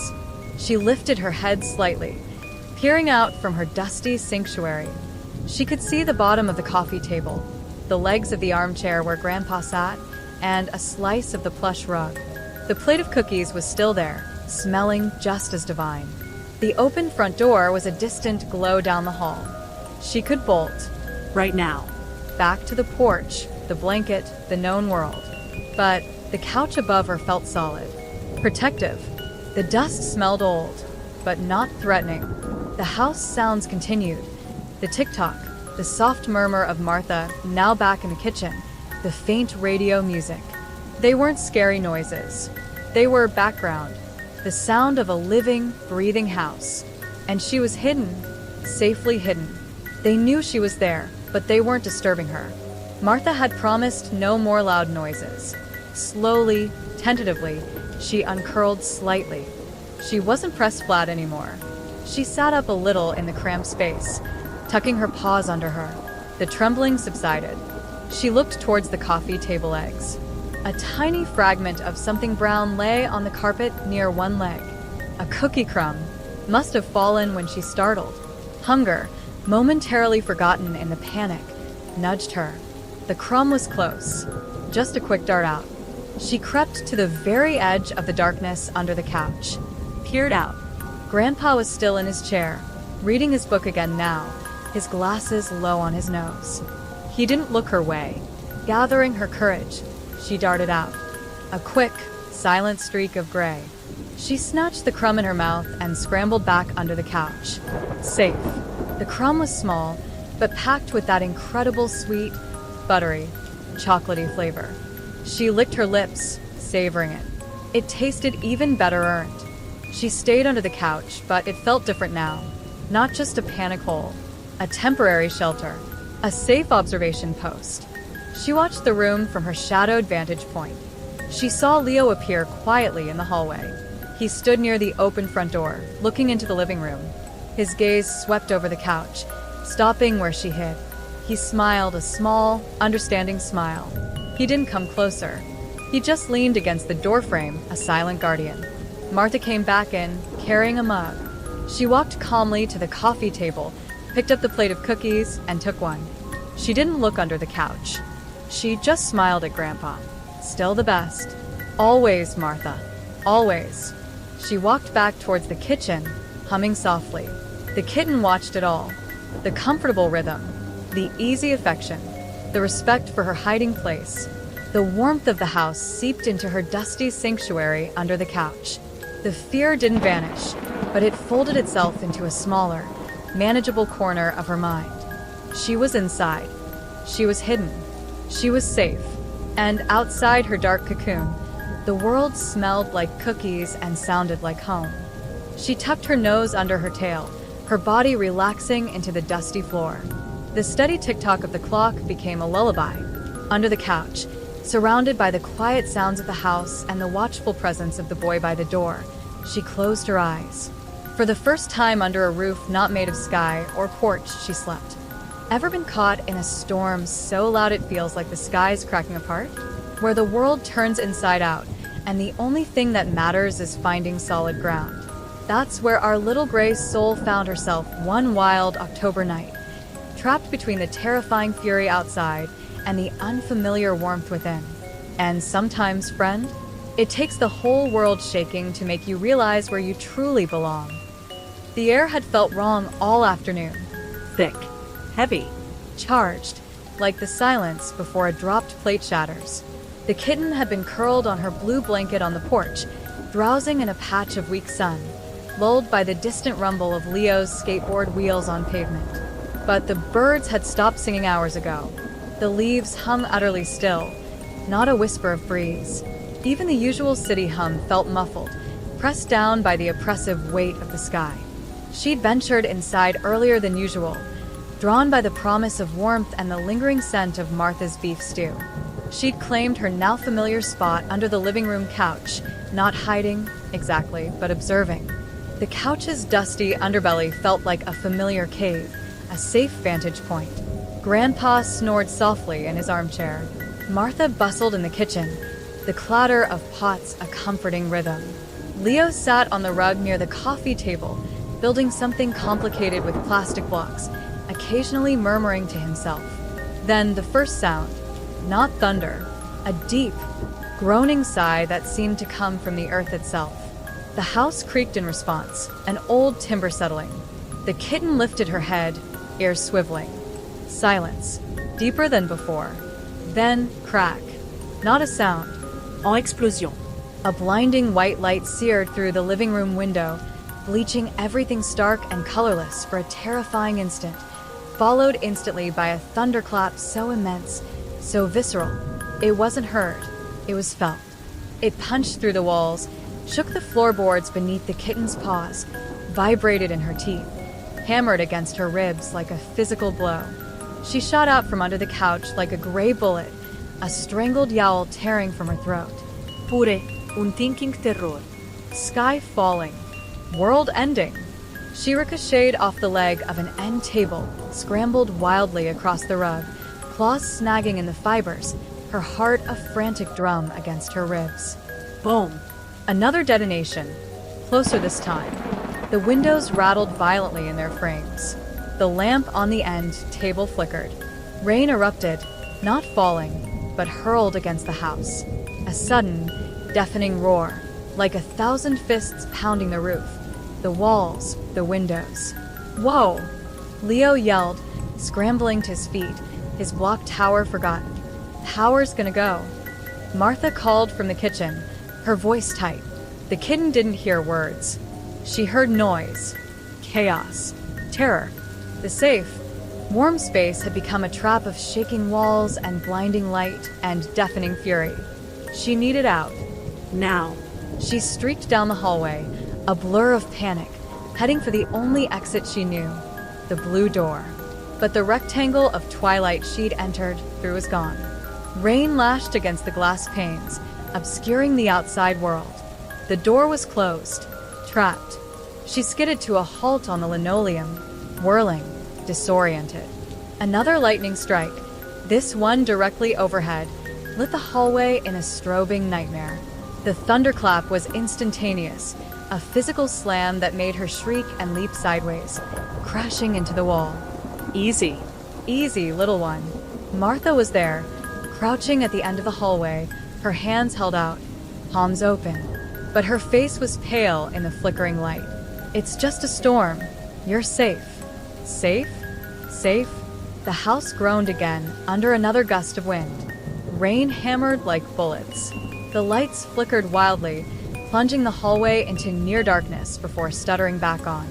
Shadows leaped and danced like demons. The kitten didn't see kindness in Martha's gesture. She saw a looming shape in the chaotic gloom.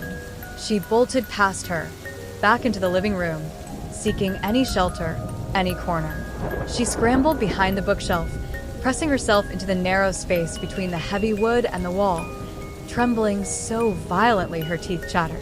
Dust rained down on her as another thunderous boom shook the house. The lights flickered again, and went out. Darkness. Thick, complete, and terrifying. Only the intermittent, hellish flashes of lightning illuminated the room in frozen, jarring snapshots. Grandpa jolted awake in his chair, Leo frozen near the couch, Martha a silhouette in the doorway. The roar of the rain and wind was all-consuming, a monstrous beast trying to claw its way inside. Huddled in her dark crevice, plastered against the cold wall, the kitten squeezed her eyes shut. She couldn't outrun this. She couldn't hide deep enough. The storm was inside her bones, shaking her apart. The cozy smells of home were drowned by ozone and damp plaster and her own sharp fear scent.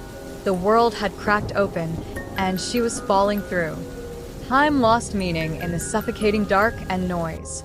The kitten huddled behind the bookshelf, her world reduced to the cold plaster against her side, the gritty dust beneath her paws, and the relentless, terrifying symphony of the storm. Each lightning strike was a physical assault, a searing white knife slicing her eyes, followed by the crushing weight of thunder that vibrated through the floor, the wall, her very being. The rain drummed a frantic, mindless rhythm on the roof, a ceaseless roar that drowned out everything else. She heard human voices, distorted by the noise, calling to each other. Flashlights. Where are the flashlights, Martha? Grandpa, sounding breathless. Kitchen drawer. Leo, stay put. I'm okay. Is the kitten okay? Leo's voice, higher, strained with worry. The kitten didn't register the words, only the tones, sharp, urgent, adding to the chaos. Footsteps hurried past her hiding spot, beams of light slicing erratically through the gloom. A flashlight beam swept over the bookshelf, illuminating dust motes dancing wildly in its path. It paused near her crevice. She pressed herself flatter, becoming part of the shadow. She's behind the bookshelf. Leo called, his voice closer now, thick with concern. She's shaking so hard. The beam didn't linger. It moved away. She heard Leo's voice again, softer now, directed towards her hiding place, cutting through the storm's roar like a fragile thread. Hey, little one. It's okay. It's just noise. Loud, scary noise. But you're safe in here. The house is strong. We're all here with you. His voice was low, steady, not shouting over the storm, but weaving under it, a quiet counterpoint to the chaos. He was sitting on the floor, near the bookshelf, she realized. She could sense him there, a solid presence in the terrifying dark. Remember the porch? He murmured, his voice a soft vibration she could feel through the floorboards. Remember the rain then? Cold and wet. You're dry in here, dry and safe, even if it's loud. Another thunderclap, closer, shook the house. The kitten flinched violently, a tiny whimper escaping her. She heard Leo suck in a breath. I know, he whispered, his voice even softer, almost lost in the downpour's roar. It's scary, really scary. But listen to my voice. Just my voice. You know my voice, right? The bowl bringer, the blanket guy, the quiet sitter. He paused. The rain hammered. Wind howled around the eaves. "Remember the cheese?" he continued, his tone gentle, conversational, as if they weren't cowering in a dark house under siege. "You liked that cheese." And the chicken? "Always warm. Think about that warm chicken. Think about the blue blanket. How soft it was in the sun. Think about scratching the lattice under the porch. That was brave." He kept talking, not about the storm, about her, about their shared history, about warm food and soft places and quiet moments. His voice was a lifeline, a tiny island of calm in the raging sea of noise. He described the sunbeam on the porch, the smell of the cookies, the soft thump of Grandpa's book closing. He painted pictures with words, pictures of safety and warmth, while the world outside screamed. Slowly, infinitesimally slowly, the frantic hammering of her heart began to ease. Not stop, but lessen. The tremors running through her body didn't vanish, but they became less violent spasms, more a constant, cold shiver. She focused on the sound of his voice, low and steady, a familiar anchor. Lay. Safe. Dry. Warm. The words weren't understood, but the feeling seeped in. She cracked open an eye. In the next lightning flash, she saw his silhouette sitting cross-legged on the carpet just a few feet from the bookshelf. He wasn't looking at her hiding spot. He was looking down at his hands, his head bowed slightly. His posture was relaxed, open. Not threatening. A still point in the chaos. The storm raged on. Rain lashed the windows like furious tears. Thunder continued its bombardment, though the strikes seemed slightly farther away now. The wind howled, a banshee wail that made the old house groan in protest. But Leo kept talking, about the sparrows on the fence, about the bumblebee in the geraniums, about the feel of the warm ceramic bowl under his hand when he placed it down for her. He talked until his voice grew hoarse. He talked while Martha and Grandpa moved quietly through the house, lighting candles whose flickering flames cast long, dancing shadows, but offered little real light. He talked while the power remained stubbornly off, plunging them back into near darkness between lightning flashes. The kitten stayed pressed against the wall, shivering, but she listened. She watched his shadow. The paralyzing terror receded, replaced by a bone-deep exhaustion and a cold that seemed to seep from the floorboards into her very core. She was dry, yes, but the fear had chilled her more deeply than any rain. She was safe from the storm, but not from the fear it had carved inside her. She whimpered again, a soft, lost sound barely audible over the wind. Leo heard it. His murmuring stopped. In the dim, flickering light of a candle Martha placed on the coffee table, she saw him shift. He slowly, carefully, reached into his pocket.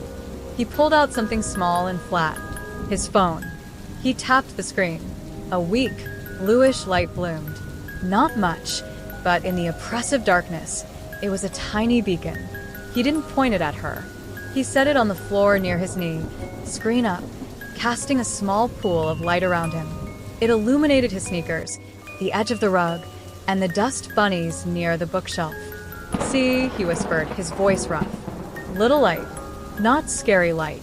Just light." He started humming then. Not the wandering tune from the sunny afternoon. Something lower. Softer. A deep, repetitive drone. Almost like the purr she couldn't muster. It was a sound without melody, just a steady, grounding vibration. A sound barrier against the storm's scream. The kitten watched the tiny pool of light. She listened to the low, resonant hum. The shivering didn't stop, but the icy knot of panic in her chest loosened. Just a fraction. She was cold. She was scared, but she wasn't alone in the roaring dark. Leo was there, humming, keeping a tiny light on, waiting. The storm's fury began to wane. The thunderclaps grew less frequent, rolling away into the distance like grumbling giants. The lightning strikes became sporadic flickers on the horizon, no longer bleaching the room. The rain settled from a pounding roar to a heavy, steady downpour, drumming a less frantic rhythm on the roof. The wind's hull dropped to a mournful sigh, but the damage was done. The house was still dark, lit only by the weak, flickering candle on the coffee table and the small, cold glow of Leo's phone. The air felt damp and charged, and the kitten, huddled behind the bookshelf, was a small, shivering monument to terror. The violent trembling had lessened to a constant, fine quiver, like a plucked wire. Her eyes, wide and glassy in the dim light, reflected the candle flame, but saw only the echoes of the sky's violence. She was utterly spent. Leo hadn't moved. He sat cross-legged on the carpet, his back against the couch, the phone's light casting shadows under his chin. He'd stopped humming, but his presence was a quiet hum itself. He watched her hiding spot, his expression etched with worry and helplessness. Martha appeared in the doorway, holding another candle. She surveyed the scene, the shivering lump of gray fur barely visible in the shadows behind the bookshelf, her son's tense vigil. Her face softened with understanding. "She's in shock, Leo," Martha said softly, kneeling beside him. "The cold's gotten deep into her, and the fear's worse." She touched his shoulder. "We need to get her warm, really warm, and dry, even though she's indoors." How? Leo whispered, his voice cracking. "She's terrified. She'll bolt if we try to grab her."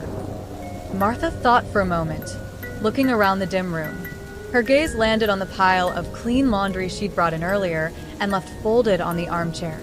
Fluffy towels, thick and soft. "Gently," she murmured, slowly, with something warm and soft. Like, she stood up, walked quietly to the armchair, and picked up the top towel. It was large, pale yellow, thick as a cloud. She held it loosely, letting it unfold slightly. It looked incredibly inviting.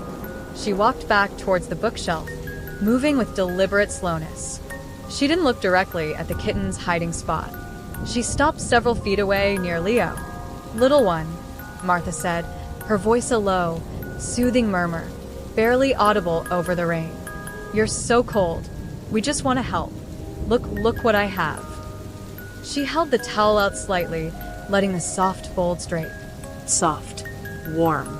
Like your blanket on the porch, remember? But bigger. Warmer. The kitten watched the yellow shape through the gap between the bookshelf and the wall. It looked huge, unfamiliar. Her instincts screamed trap. But the memory of the blue blanket's softness was a powerful pull. The bone-deep chill made her crave warmth desperately. Martha slowly lowered herself to her knees. She kept the towel held loosely in front of her. She didn't move closer. She just waited.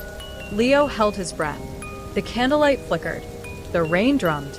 The kitten stared at the towel. She remembered the feel of the blue blanket beneath her paws, the warmth seeping into her pads, the safety it represented. This was bigger, offered by the woman whose voice was usually kind, even when she dropped colanders. A violent shiver racked her small body. She whimpered, a sound of pure misery and exhaustion. It was the sound that broke Leo. He moved, not towards her hiding spot. He crawled a few inches closer to his mother, then slowly, deliberately, lay down on his stomach on the carpet, parallel to the bookshelf, his head resting on his folded arms. He made himself small, non-threatening, a pathway, not a barrier. "It's okay," he whispered, his voice muffled by his arms but steady. "You can come out, just to the towel, just to get warm. We won't grab. Promise." The combination was potent, the promise of profound warmth. Martha's patient stillness, holding the soft haven. Leo's vulnerable posture, making himself harmless. The residual exhaustion and cold that had sapped her strength to flee. Slowly, trembling so hard she could barely control her movements, the kitten inched forward, not out of the crevice, but to the very edge of it. Her nose emerged, sniffing the air. The towel smelled clean, faintly of lavender soap and overwhelmingly of softness. She looked at Martha's calm face, illuminated by the candle. She looked at Leo, prone on the floor, his eyes watching her, full of hope and worry. Another shiver, stronger this time, convulsed her. The cold was winning. With a tiny, gasping sound, she took one wobbly step out onto the carpet, then another. She kept her body low, ready to bolt back, but her eyes were fixed on the yellow towel draped over Martha's lap. Martha didn't move. Didn't reach. She just held the towel open, a soft yellow cave. "That's it, sweet pea," she breathed. "Come on, just a little closer. Get warm. The kitten took another step, and another. She was within a foot of the towel now. She could feel the faint warmth radiating from Martha's legs beneath it. The lavender smell was stronger. Safe. She hesitated, looked back at her dark crevice, looked at the towel. The cold bit deep. With the last of her courage, she took the final step. She didn't climb onto Martha's lap. She simply collapsed forward, pressing her shivering body against the soft, yielding folds of the towel where it pooled on the floor in front of Martha's knees. A sigh escaped Martha, soft as the rain outside. She didn't immediately wrap the towel around her. She just let the kitten press into it, feel its softness, absorb its residual warmth. "Oh, there you go," Martha whispered, her voice thick with emotion. "Good girl. Just rest. Just get warm." The kitten buried her nose in the soft terry cloth. It was blissfully warm against her chilled fur. She felt Martha's hand then, not grabbing, not restraining, just resting gently, incredibly gently, on her trembling back. The touch was light, barely there, but it was contact. Warm, human contact. The kitten flinched instinctively, but didn't pull away. The warmth of the hand seeped through her fur, joining the warmth of the towel. It felt grounding, real, a tether to the present, away from the storm's lingering echoes. Leo slowly sat up, his eyes wide with awe. He didn't speak. He just watched, a tear tracking silently down his cheek in the candlelight. Martha kept her hand resting lightly on the kitten's back. With infinite slowness, she began to gather the edges of the huge towel. She didn't wrap it tightly. She gently folded it around the kitten, creating a soft, warm cocoon, leaving her head free. "Okay, little love," Martha murmured, her voice barely a breath. "Okay, we've got you." Then, with movements as smooth and careful as placing the blue bowl on the step, Martha slid her hands beneath the towel-wrapped bundle. She didn't lift roughly. She gathered. She cradled the trembling, towel-swaddled form against her chest, supporting its weight securely but gently. The kitten felt the world tilt. She was lifted, enclosed. The towel pressed warmly around her. She could feel the strong, steady beat of Martha's heart against her side, a deep, rhythmic thump-thump-thump that echoed the fading thunder. She could smell Martha's familiar scent, floral soap, coffee, warmth, mingled with the lavender towel. Panic tried to flare, thin and weak, trapped, held, but the warmth was overwhelming. The heartbeat was steadying. The arms holding her were firm but gentle, not crushing. And Leo was there, rising to his feet, his face alight with relief and wonder, walking beside his mother as she carried the bundled kitten towards the couch. "You're safe," Leo whispered, his voice trembling. "You're really safe now. We've got you." Martha sat down on the couch, settling the towel-wrapped bundle carefully on her lap. She kept one hand resting lightly on the lump that was the kitten's back, feeling the frantic tremors slowly begin to subside, replaced by the deep, involuntary shudders of a body warming up from the core. The kitten lay cocooned, her face just visible above the towel's edge. Her eyes, wide and exhausted, blinked slowly in the candlelight. She saw Leo kneel beside the couch, his face level with hers. He didn't touch her. He just smiled, a smile that held all the warmth of 100 sunbeams. "Hi," he whispered. She blinked again. The storm still raged outside, but inside the warm cocoon of the towel, held in the gentle arms that had picked her up, hearing the steady heartbeat and the boy's whispered greeting. The asterisk, ever watched a stray cloud finally find its patch of blue sky? That's what it looked like. One small, storm-shaken soul discovering what always feels like. No more cardboard boxes. No more watching from the cold. Just soft beds, gentle hands, and a name whispered like a promise. This is yours now. The storm's violence had faded. leaving behind a bruised purple dawn and a world washed clean, dripping softly. Inside the Blue Door house, the air hummed with a different kind of energy, quiet, watchful, warm. The kitten, still swaddled in the thick yellow towel like a burrito of fur and fragility, lay on Martha's lap. The frantic tremors had subsided into an exhausted stillness, punctuated only by the occasional deep, involuntary shudder as warmth slowly seeped back into her core. Leo knelt beside the couch, his face level with hers where it peeked out from the towel folds. He didn't touch her. He just watched, his eyes huge with a mixture of awe, relief, and lingering worry. The candle on the coffee table guttered, casting long, dancing shadows. "Power's back," Grandpa announced softly from the doorway, flipping a switch. Warm, electric light flooded the room, momentarily harsh after the long darkness. The kitten flinched, tucking her head deeper into the towel. "Sho, sweet pea, just the light," Martha murmured, her hand a constant, gentle weight on the towel-covered lung. "Good morning, Dad." "Good morning indeed," Grandpa rumbled, shuffling into the room. He looked down at the towel bundle, his expression softening. "Little fighter, isn't she? How's she doing?" "Cold, exhausted, but calmer," Martha said, stroking the towel lightly with her thumb. "We need to keep her warm, quiet." Leo finally spoke, his voice husky. Can she stay? Here? On the couch?" Martha met his gaze, then looked down at the small, shrouded form. The kitten's eyes, half-lidded with exhaustion, blinked slowly up at her. "For now, Leo. Right here." They moved with quiet purpose. Grandpa brought another soft throw blanket, draping it carefully over the towel cocoon. Martha shifted slightly, settling deeper into the couch cushions, making a nest of her lap. Leo fetched a shallow dish of lukewarm water, placing it silently on the coffee table within Martha's reach. The kitten watched it all through heavy-lidded eyes, too spent for fear, absorbing the soft voices, the gentle movements, the enveloping warmth.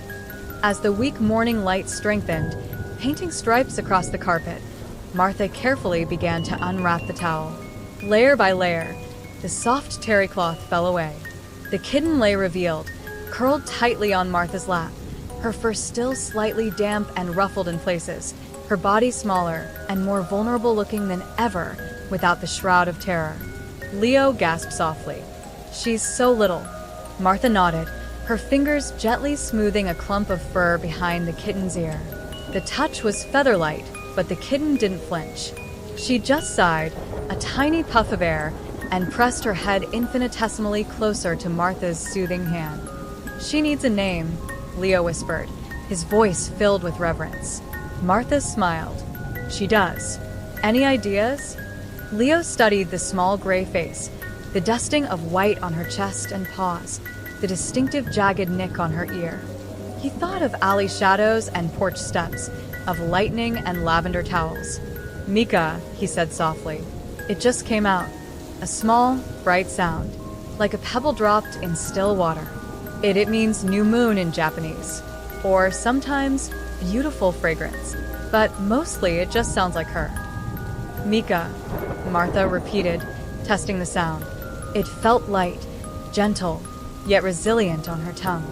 She looked down at the kitten, who had opened her eyes fully now, watching Leo with a quiet, exhausted curiosity. "Hello, me." The kitten blinked. Her ears twitched just slightly. It wasn't recognition of the word, but a response to the gentle tone, the focused attention. Leo reached out, slower than slow, his finger trembling slightly. He didn't touch her fur. He gently brushed the very tip of his finger against the edge of the towel still beneath her. "Mika," he whispered again, pouring all the warmth, all the safety, all the belonging he felt into that single syllable. Mika watched his finger. Then, with a monumental effort that seemed to cost her dearly, she stretched her neck forward, ever so slightly. Her cold, damp nose touched the knuckle of Leo's outstretched finger. It was the lightest touch, fleeting, but it was deliberate, an acknowledgement, a tiny bridge built in the quiet morning light. "Mika," Leo breathed, his eyes shining. Martha's heart squeezed. I think she approves. Later, after a few sips of water offered drop by drop from Martha's finger, Mika slept. Truly slept. Not the tense doze of the alley or the exhausted collapse under the couch, but a deep, boneless sleep of utter depletion and burgeoning safety. Martha carefully transferred the sleeping bundle, towel and all, into a low cardboard box Leo had lined with another soft towel and the worn blue blanket from the porch. They placed it near the radiator in the living room, where gentle warmth radiated. Leo sat beside the box on the floor, watching the tiny rise and fall of Mika's flank beneath the blankets. He pulled out his sketch pad, not drawing Mika sleeping, that felt too intrusive. Instead, he drew the radiator, the window with its view of the rain-washed street, the corner of the blue blanket peeking from the box. He drew her space. Her first designated spot in this warm, dry, loud, wonderful, terrifying new world. Her bed, not under a cart, not behind a dumpster. A bed with her name whispered over it like a blessing. Mika. The days blurred into a soft, warm haze for Mika. The sharp edges of fear, honed by survival, were slowly being worn smooth by the relentless, gentle rhythm of the blue door house. Her world expanded cautiously from the radiator side box. She explored the living room rug, inch by careful inch, mapping its textures with her paws. The thick pile near the couch, the smoother weave under the coffee table. She investigated the legs of furniture, sniffing deeply at the sense of old wood, polish, and dust. The bookshelf, once a panic refuge, became a landmark. Leo was her constant shadow, moving with deliberate slowness, speaking in low, soothing tones. That's the bookshelf, Mika. Lots of stories in there. This is the couch, super soft for naps. He'd sit on the floor, reading aloud from his comic books, his voice a steady drone that became part of the house's comforting soundtrack. Martha moved with a calm efficiency that Mika learned to trust. She brought small dishes of food, warmed chicken, tuna flakes, tiny kibble pieces, placing them near Mika's box, then gradually moving them to a spot near the kitchen doorway as Mika grew braver. Mika learned the clatter of dishes meant food was coming, not danger. She learned the smell of coffee meant Martha was nearby, a quiet, reassuring presence. Grandpa was a source of deep, rumbling sounds, snoring in his chair, and unexpected, gentle offerings. He'd leave tiny crumbs of his toast crust near Mika's food dish. He talked to her in his gravelly voice about the weather or the crossword puzzle, never expecting a response, just filling the space with sound that felt companionable, not threatening. One afternoon, Leo sat cross-legged on the rug near Mika, who was cautiously investigating a patch of sunlight near the window. He had something small and fuzzy in his hand. "Look, Mika," he said softly, holding it out. It was a tiny mouse made of gray felt, with black bead eyes and a long, braided yarn tail. "For you." Mika froze, her gaze locked on the strange object. Prey? Her hunter's instincts flickered, warring with caution. It smelled of felt and dust and Leo's hands. Leo didn't thrust it at her. He placed it gently on the sun-warmed rug, about a foot away from her. Then he scooted back, giving her space. Mika watched it, unmoving, suspicious. Leo picked up a pencil. He started tapping it softly on the floorboard near the mouse. Tap, tap, tap. Mika's ears pricked forward. Her focus intensified. The tapping sound, it mimicked the skittering of tiny feet. Her tail gave an involuntary twitch. Tap, tap, tap. Slowly, cautiously, she crept forward. One paw, then another. Her nose stretched towards the felt mouse. She sniffed it, definitely not real. But the tapping, Leo wiggled the pencil, making the mouse's yarn tail twitch slightly. That did it. Mika pounced. A silent, lightning-fast leap, landing with both front paws squarely on the felt mouse. She batted at it with her other paw, sending it skittering a few inches across the rug. She pounced again, pinning it, then rolled onto her side, clutching the mouse to her chest with her front paws, kicking at it fiercely with her hind legs. Gotcha. Kill. Kill. Leo stifled a laugh, watching her fierce, concentrated play. It was the first truly relaxed, joyful movement he'd seen from her inside the house. She wasn't hiding. She wasn't eating. She was playing. After a few minutes of mock disembowelment, Mika lost interest. She released the mouse, gave it a final, dismissive bat, and sat up, licking a paw as if nothing had happened. But her eyes were brighter, her posture looser. Leo left the mouse where it lay. Over the next few days, Mika rediscovered it often. Sometimes she'd ignore it. Sometimes she'd bat it half-heartedly across the rug. Sometimes, especially in the late afternoon when the sun slanted low, she'd attack it with the same ferocious glee as that first time. The felt mouse became her prey, Her toy. the sunbeam became her other great discovery. She learned its path across the living room floor. In the morning, it was a narrow stripe near the radiator. By midday, it widened into a golden pool near the coffee table. In the late afternoon, it stretched long and inviting across the rug towards the bookshelf. Mika claimed it. She'd follow its progress, settling into the warmest spot with a sigh of deep contentment. She'd sprawl on her side, belly exposed, legs stretched out, soaking in the heat like a tiny solar panel. Her fur, clean now and fluffier thanks to Martha's careful brushing with a soft bristled comb, glowed golden in the light. One sunny afternoon, Leo found her like this, a puddle of gray fur in the heart of the sunbeam, utterly relaxed. He sat down quietly nearby, sketching. He drew the way her whiskers fanned out, relaxed.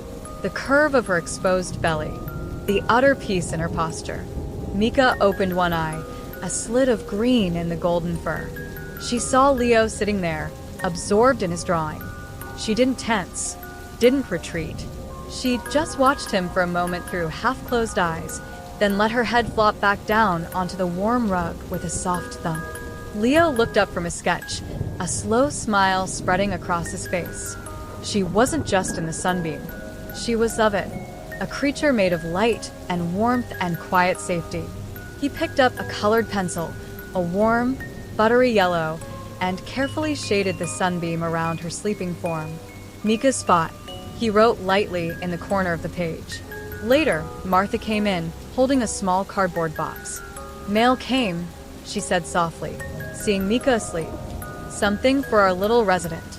Leo looked up. Martha opened the box and pulled out a small, soft bed. It wasn't fancy. A simple plush oval in a soft gray-blue, like twilight. But it looked incredibly soft and inviting. "Thought we could put it right here," Martha whispered, pointing to Mika's favorite corner of the sunbeam's path. A proper bed, for a proper house cat. They placed the new bed carefully on the rug. Martha fluffed it up. It looked like a tiny cloud. Mika woke later, stretching languidly. She blinked, disoriented for a second by the new object in her territory. She approached cautiously, sniffing the plush fabric. It smelled new, faintly chemical, but also soft, undeniably soft. She looked at her old cardboard box near the radiator. She looked at the inviting plush cloud in her sunbeam. With a decisive little hop, she stepped into the new bed. She circled once, twice, kneading the plush fabric with her claws, a low, rumbling sound starting deep in her chest. P-R-R-T, P-R-R-T. Then she settled down, curling into a tight, contented ball, her nose tucked under her tail. The sunbeam warmed the plush bed, and the plush bed cradled her. Leo and Martha watched from the doorway. Martha slipped her arm around Leo's shoulders.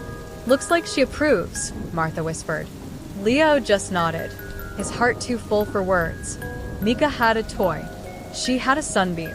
And now, nestled in plush twilight blue, she had a bed. Her own bed, in her own home. Trust, Mika was learning, wasn't a single leap. It was 1,000 tiny steps, like putting weight on a newly healed paw, testing the ground cautiously before committing fully. She learned the rhythm of the house, the clatter of breakfast dishes, the rumble of Grandpa's newspaper, the quiet concentration of Leo doing homework at the kitchen table, the soft murmur of the radio Martha kept on in the afternoons. She learned that the vacuum cleaner was loud and terrifying, but it always went away and Martha always apologized afterward with extra chin scratches. She learned that the doorbell meant strangers, and strangers meant retreating to her plush bed under the bookshelf until the voices left. She learned Leo's touch. It started with him sitting near her while she ate, his hand resting palm up on the floor nearby. She'd finish her meal, lick her paws, and then, sometimes, stretch her neck to sniff his fingers. Then, one day, she nudged his knuckles with the top of her head. Just a quick bump. Leo froze, his breath catching. He didn't move his hand. Mika nudged again, a little more firmly. Scratch? Slowly, agonizingly slowly. Leo lifted one finger. He gently, so gently, scratched the spot between her ears where her fur was softest. Mika closed her eyes. She leaned into the touch, ever so slightly. It became a ritual. After meals, in her sunbeam, sometimes even when she was curled in her plush bed, Leo would sit nearby, hand offered. Mika would approach, sometimes immediately, sometimes after a moment's consideration, and bump his hand. Leo would scratch, base of the ears, under the chin, along the jawline where her fur met the softer fur of her throat. Martha's touch was different. Softer, broader. Gentle strokes along her back, careful brushes while combing out a tangle. Grandpa's touch was rarer, usually just a gentle fingertip offered for her to sniff when he walked by, or a soft stroke along her flank if she was sleeping deeply in her bed. But the deepest trust was still unspoken, held in the quiet space between wakefulness and sleep. Mika still startled easily at loud noises. She still watched doors warily. She still retreated to her bed if too much happened at once. The storm had left echoes. One chilly afternoon, a week after the new bed arrived, Mika was curled tightly in her plush haven. A damp, blustery wind rattled the windows, a distant cousin to the storm's fury, but enough to make the house creak and groan. Mika's ears twitched with each gust, her eyes opening to slits, scanning the room. Leo was on the rug nearby, lying on his stomach, reading a thick book.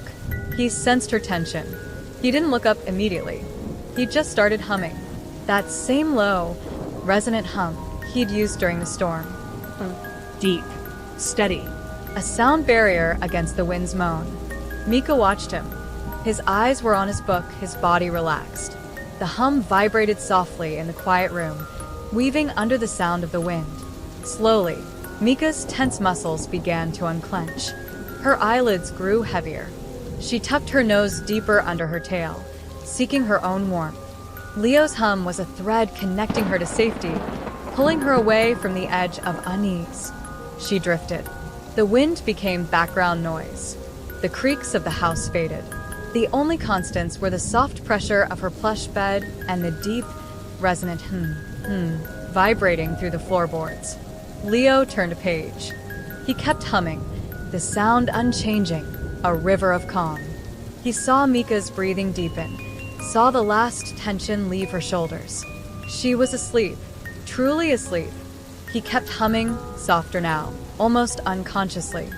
He watched the gentle rise and fall of her side, watched the way her whiskers relaxed completely, fanning out over the plush fabric, watched the utter peace on her small face. Then he heard it, or rather, he felt it first, a faint vibration, almost imperceptible, humming through the floorboards beneath him. It wasn't his own hum. It was deeper, softer, coming from Mika's bed. He stopped humming, holding his breath. He tilted his head, listening intently. There it was, a sound so soft it was almost more sensation than noise. A deep, rhythmic rumble.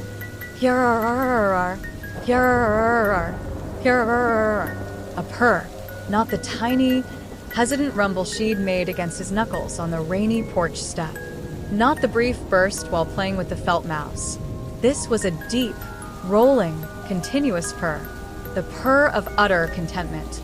The purr of a creature so profoundly relaxed, so completely safe, that its body sang with it. Leo's eyes welled up. He didn't move. He barely breathed. He just listened, a slow, incredulous smile spreading across his face, warming him more deeply than any radiator. It flowed through the quiet room, weaving with the sound of the wind outside, which suddenly seemed less threatening. It was the sound of a knot untying deep inside her, the sound of fear melting away, replaced by a warmth that came from within, the sound of a stray cloud finally, irrevocably, finding its patch of blue sky. Mika slept on, all yours. Her body did the speaking for her, in the softness of her own bed, in the warmth of her own home. With the boy who had shown up every single day humming nearby, her small engine of contentment ran smoothly, steadily. Purr, purr. Leo carefully, silently, closed his book. He didn't get up. He lay there on the rug, his head resting on his arms, a few feet from Mika's bed, just listening to the most beautiful sound in the world. The sound of Mika, not just being safe, but being happy, being home. He didn't know how long he lay there. The wind died down.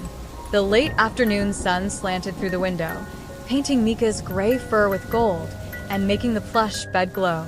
Her purr continued, a steady, comforting thrum in the quiet house, a silent song of belonging that filled every corner. Leo felt his own eyes grow heavy, lulled by the deep, peaceful rhythm. When Martha came in later to call him for dinner, she found them both asleep. Leo, sprawled on the rug, a peaceful smile on his face. Mika, a purring puddle of fur in her twilight blue bed. The air hummed with warmth and the quiet, profound music of a soul that no longer had to wait by the window. Martha smiled, her own eyes suspiciously bright. She tiptoed out, leaving the door slightly ajar, the sound of Mika's purr a gentle beacon in the gathering dusk. Purr, purr, the song of home. Funny thing about windows, they work both ways. For months, she'd watched the world from the cold side, pressing her nose to the glass. Now, curled on the warm sill with her boy's heartbeat steady against her back, she finally understood. The best views aren't the ones you long for, they're the ones you get to share. Winter arrived softly, frosting the windows overnight with delicate lace patterns. Mika woke in her plush bed to a world transformed. The familiar street outside the Blue Door house dusted white, the bare branches of the oak tree glazed with ice that caught the morning sun and shattered it into 1,000 glittering pieces. She stretched, her claws flexing into the soft fabric, her back arching in a slow, luxurious curve. The radiator beneath the window hissed companionably, pumping warmth into the room. The smells of coffee and cinnamon toast drifted from the kitchen, mingling with the faint, clean scent of snow that seeped through the window seams. Mika yawned, her pink tongue curling, then hopped lightly from her bed. She padded across the rug, no longer creeping, no longer low-bellied, her tail held high in a confident, graceful arc. She leaped onto the windowsill with practiced ease, settling onto the folded towel Martha had placed there just for her. The view was different today. Familiar shapes softened by snow. The bakery awning wore a thick white cap. Mrs. Gable's flower cart, now stored for winter under a tarp, was a humped ghost across the street. Footprints dotted the sidewalk, Leo's deep sneaker tracks from his early morning paper route, the delicate bird track hieroglyphics of sparrows, the occasional paw print of a neighborhood dog. Mika pressed her nose to the cold glass, watching her breath fog a small circle. This was the same window she'd peered through months ago from the outside, her paws leaving tiny, desperate smudges on the rain-washed pane. The same window where she'd watched Leo and his family move through their warm, bright lives while she shivered in the dark. But everything was different now. The cold didn't bite her paws. The wind couldn't ruffle her fur. The scents of food weren't taunting ghosts. They were promises, soon to be fulfilled in her own ceramic bowl with the little fish design. A movement caught her eye.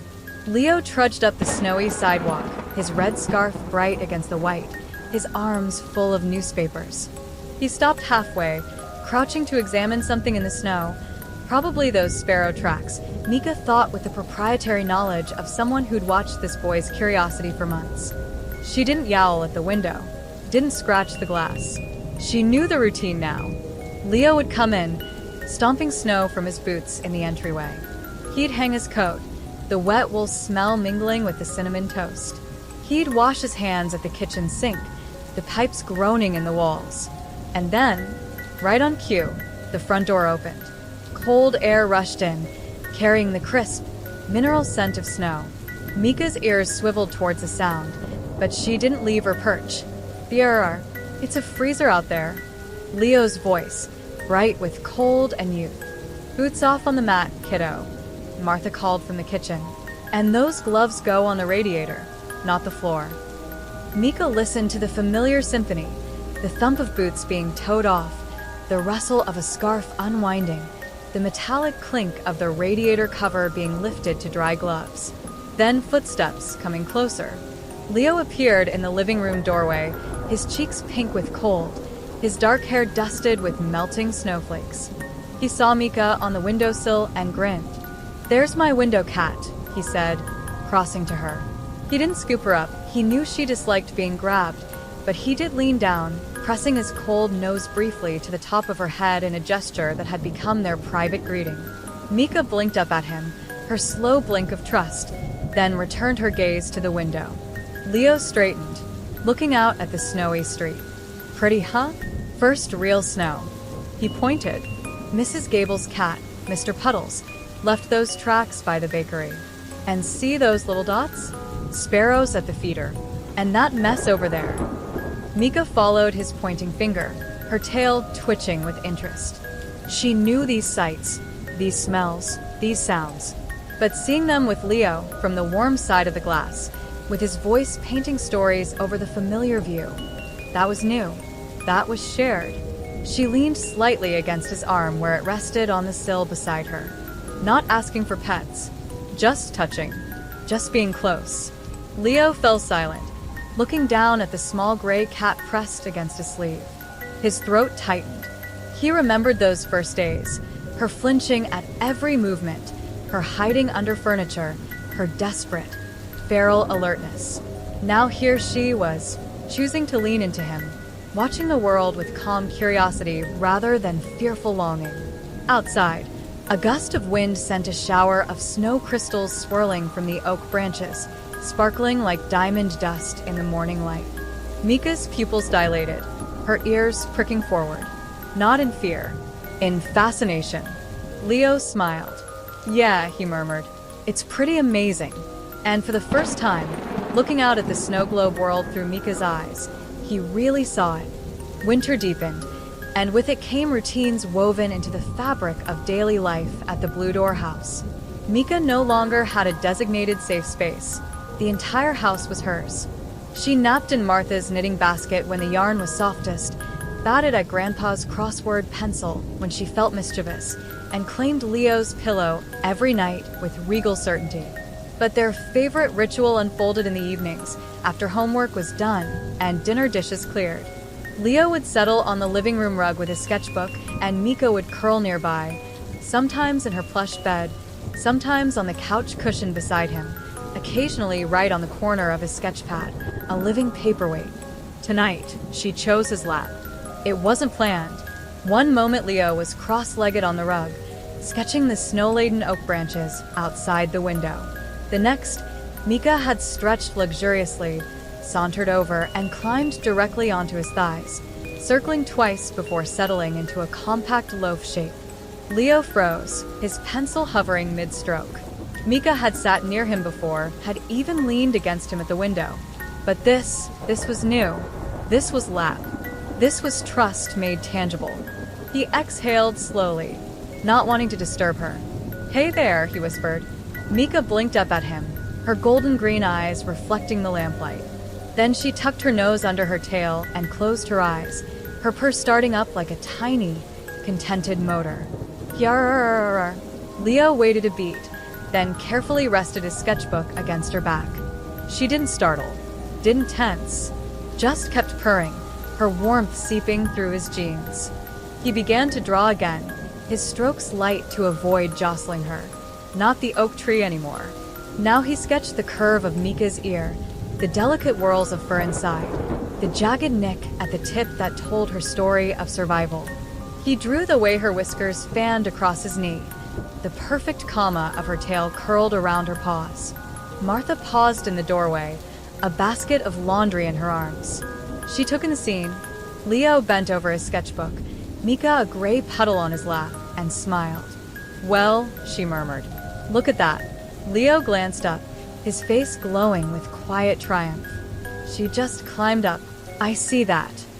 Martha set the laundry basket down and reached for her phone, snapping a quick photo. First lap sits. Historic moment. Mika opened one eye at the click of the camera, then closed it again, unbothered. Her purr deepened. Grandpa appeared behind Martha, peering over her shoulder. "Ha, about time," he rumbled. "That cat's been yours since the storm, Leo. She's just now making it official." Leo looked down at Mika, at the way her body rose and fell with each breath, at the absolute trust in her relaxed posture. His chest felt strangely tight. Martha and Grandpa retreated, leaving them in their bubble of lamplight and quiet. The house settled around them. The tick of the clock, the occasional hiss of the radiator, the distant clatter of Martha loading the dishwasher. Leo kept sketching, his pencil moving lightly. He drew the way Mika's front paws were tucked neatly under her chest, the way one single toe bean peeked out from her fur, the way her ear twitched occasionally, tracking distant sounds without concern. After a while, Mika stretched, her claws flexing gently against his thighs, not painfully.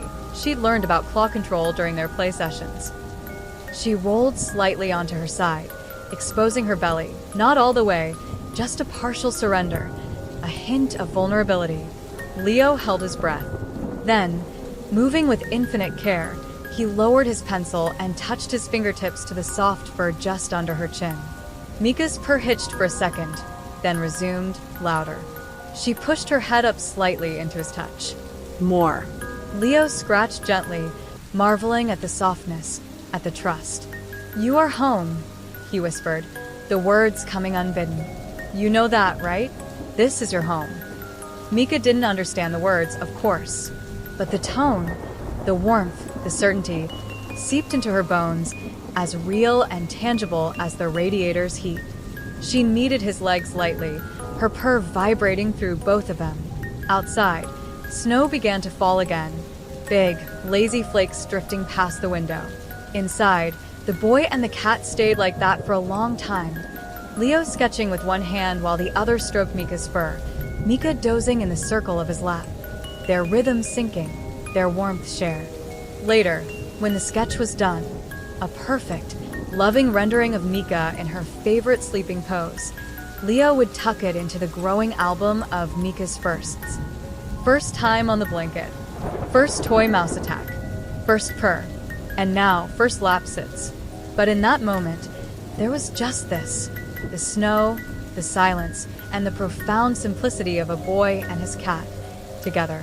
The deepest part of winter brought with it the longest nights, the kind that started early and lingered late, wrapping the Blue Door house in a hush so complete it felt like the world had narrowed to just these rooms, these people, this warmth. Mika had grown into her place among them with quiet certainty. She greeted Martha at the coffee machine each morning, twining around her ankles until the first scoop of wet food hit her bowl. She supervised Grandpa's crossword puzzles from the arm of his chair, occasionally batting at his pen when he took too long on a clue. And every night, without fail, she claimed her spot on Leo's bed, sometimes curled at his feet, sometimes sprawled across his pillow like a furry hat, but increasingly pressed against his side, her back to his ribs, her purr a quiet lullaby. Tonight was one of those nights. A storm raged outside, not the violent, terrifying storm of her arrival, but a steady, snow-laden gale that moaned around the eaves and piled drifts against the front door. The wind rattled the windows in their frames, but the sound was muted, distant, a reminder of the cold kept firmly at bay.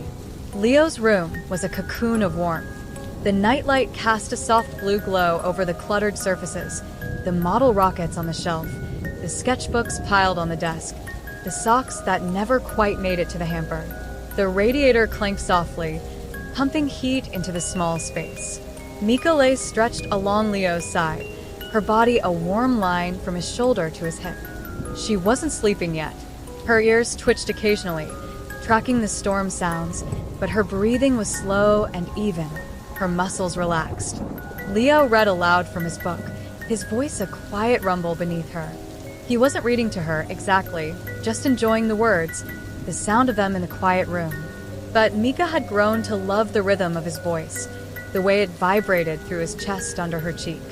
And the stars, Leo read, burned with a cold, steady light, untouched by the winds that raged below. Mika's eyes drifted closed. The storm, Leo's voice, the warmth of the bed, they wove together into a tapestry of safety so complete it almost hurt.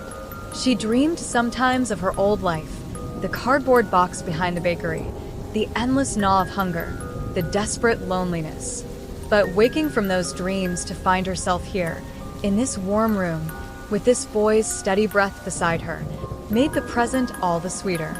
Leo marked his page with a finger and looked down at the small gray cat pressed against him. In the blue glow of the nightlight, her fur looked almost silver, her stripes subtle shadows. Her whiskers twitched slightly, dreaming probably of mouse chases or sunbeams or maybe, just maybe, of nothing at all. Just peaceful darkness. He carefully set the book aside and shifted onto his side, facing her. Mika stirred slightly, blinking up at him with sleepy, half-lidded eyes. "Hey," Leo whispered. "You okay?" Mika stretched one paw out, resting it lightly on his arm. Not holding, just touching, just there. Then she tucked her nose under her tail again, her eyes closing. Leo smiled. He reached over and turned off the lamp, plunging the room into near darkness save for the nightlight's soft glow. The wind howled outside, but here, under the blankets, with Mika's warmth against him, the world felt perfect. He drifted off to the sound of Mika's purr and the storm's distant fury, the two rhythms intertwining, one small and warm and alive, the other vast and wild and impersonal. Sometime in the deepest part of the night, the storm passed. The wind died. The snow stopped. Silence settled over the neighborhood, thick and muffling. Mika woke briefly, lifting her head. The room was quiet now, the only sounds Leo's steady breathing and the occasional creak of the house settling. Through the window, she could see the clouds parting, revealing a slice of starry sky. She stretched, careful not to disturb Leo, and resettled, curling into a tighter ball against his side. Her last thought before sleep took her again was of the window, not as a barrier anymore, not as something separating her from warmth and light, but simply as glass. Just glass. And beyond it, a world she could watch with interest but no longer longing. For the first time in her life, Mika didn't dream of cardboard boxes or cold alleys or empty bellies. She dreamed of sunbeams and warm hands and a deep, abiding certainty that when morning came, the bowl would be full, the bed would be warm, and the boy would be there. And he was.